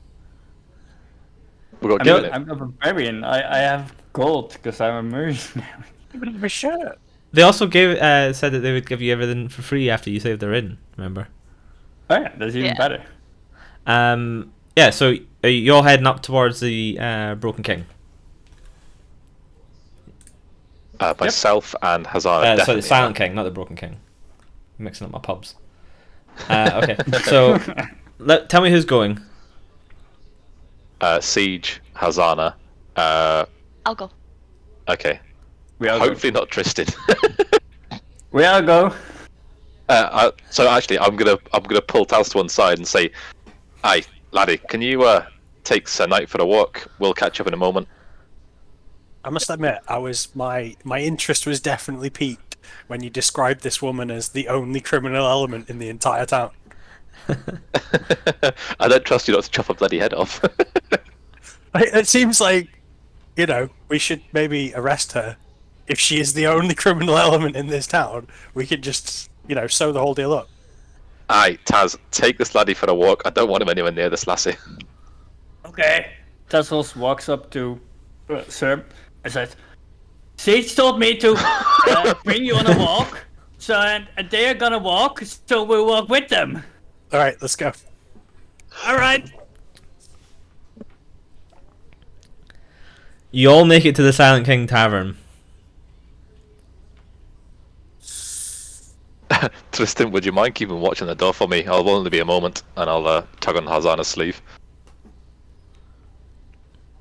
Aye. I'm inside. That will keep any undesirables getting out. Yeah, that sounds like a fantastic plan. You stand there and look menacing. You're good at that. Maybe polish your sword a little bit, aye? You got a lot to learn about how swords work. Well, I'll leave that to you, laddie, and I'll disappear into the pub. So Harzana and Siege walk into the pub. Your eyes scan around, and you see some of the familiar faces that were there before, and you see Demia sitting over by the corner. She's like got a knife out, and she's whittling something. Okay, so I'm gonna just turn to Harzana and just say quietly, Lassie, just leave this to me for the moment. I'll see what I can do for you, and then I'll say in Infernal, Vapkin, are you there? Ready to have some fun? Always. So, what I would like to do is, I'd like to initially walk up to Dimia and just casually mention that our friend's possessions had gone wayward in Thieves' Cant, and see what her response is, and then get Vapkin, if it's a negative response, to start playing with her hair. So yeah, you say. Tell me what you say. In Thieves' Cant, Dimia, do you mind if I have a quick word? I won't take much of your time, but I understand that you're one of the sharper tools in the box around here, but one of my friends has had something go missing. I'd appreciate it if I could pick your brains on that. Yep, if it comes across my table, I'll let you know. Don't worry about it. I'll get you Okay. best prices. Anything you've got as well. Well, you see, Dimia, there aren't many loose elements in the town, and I suspect... You've obviously not been here very long. Well, I suspect, given our interactions in the town, that you may have tried to dissuade my friend of something that belonged to her whilst we were trying to help you. Not me. Not me. Okay, at that point, I'm going to say quickly in Infernal to Vapkin. You can speak telepathically, right, Tim? If it's a familiar, yeah, I can actually. So yeah, so I'll get Vapkin to start just like tugging her hair like up at the ends, just like dancing with it a little bit, just on either side behind her, and just start waving my hands at her a little bit, just seeing her react, just subtly, just small subtle motions, and see what her reaction is. Give me an intimidation roll. Oh no. She is. She looks a bit scared by this. She's like, what? And she kind of like bats at her hair, and then you hear the sound of and then you hear fuck, but only in your head. And at that point, I'm going to step towards her, and I'm going to tell Vapkin to wrap his tail around her throat, and say to her, "I know you took the money, lassie. Hand it over. This will get a lot worse for you." All right. Roll an intimidation, but with advantage. Okay. Fuck me. Advantage. Disadvantage. So she's like, and then she's like, take this. This is all I got. And she like throws a little coin purse on the table. It's a little like green leather coin purse. Okay. I'm going to just count out the 6 gold pieces that are hopefully in there belonging to Harzana, and then leave the rest of the pouch on the table, and then click my fingers and have communicate telepathically to Vapkin to let her go. You hear a little like telepathic sigh, and he does. Harzana, by the way, that was your coin purse. You recognize it? It's definitely yours. Oh, okay. Well, if actually it does belong to Harzana, so I'll go to count out the coins, and then Harzana, if you want to chime in. I'll have a look at the coin purse and look as he count them. Harzana, do you recognise this? This lassie has kindly volunteered that she found it in the town forest. She was stopping a thief and has offered this as compensation for your troubles. Oh yes, it's mine. Ah, well, Demi, I really appreciate your help in this instance. It's really very good of you to return this, out of the goodness of your own heart, and I'll just wink at her and walk away. She looks scared and doesn't say anything. Awesome. So how many coins are in it? How many did you originally have? She stole 6 gold pieces. Sorry. Yeah, around 6 gold and then some silver and copper. It's pretty much all there. You can just assume it all is at this I'll point. just take the gold pieces and then return the rest. Finder's fee. So you give her back your purse, your coin purse. No, just the rest of the coins. Okay, I see. Right. Take the purse and the gold. Give her the silver and the copper. She looks somewhat grateful at this, but still scared.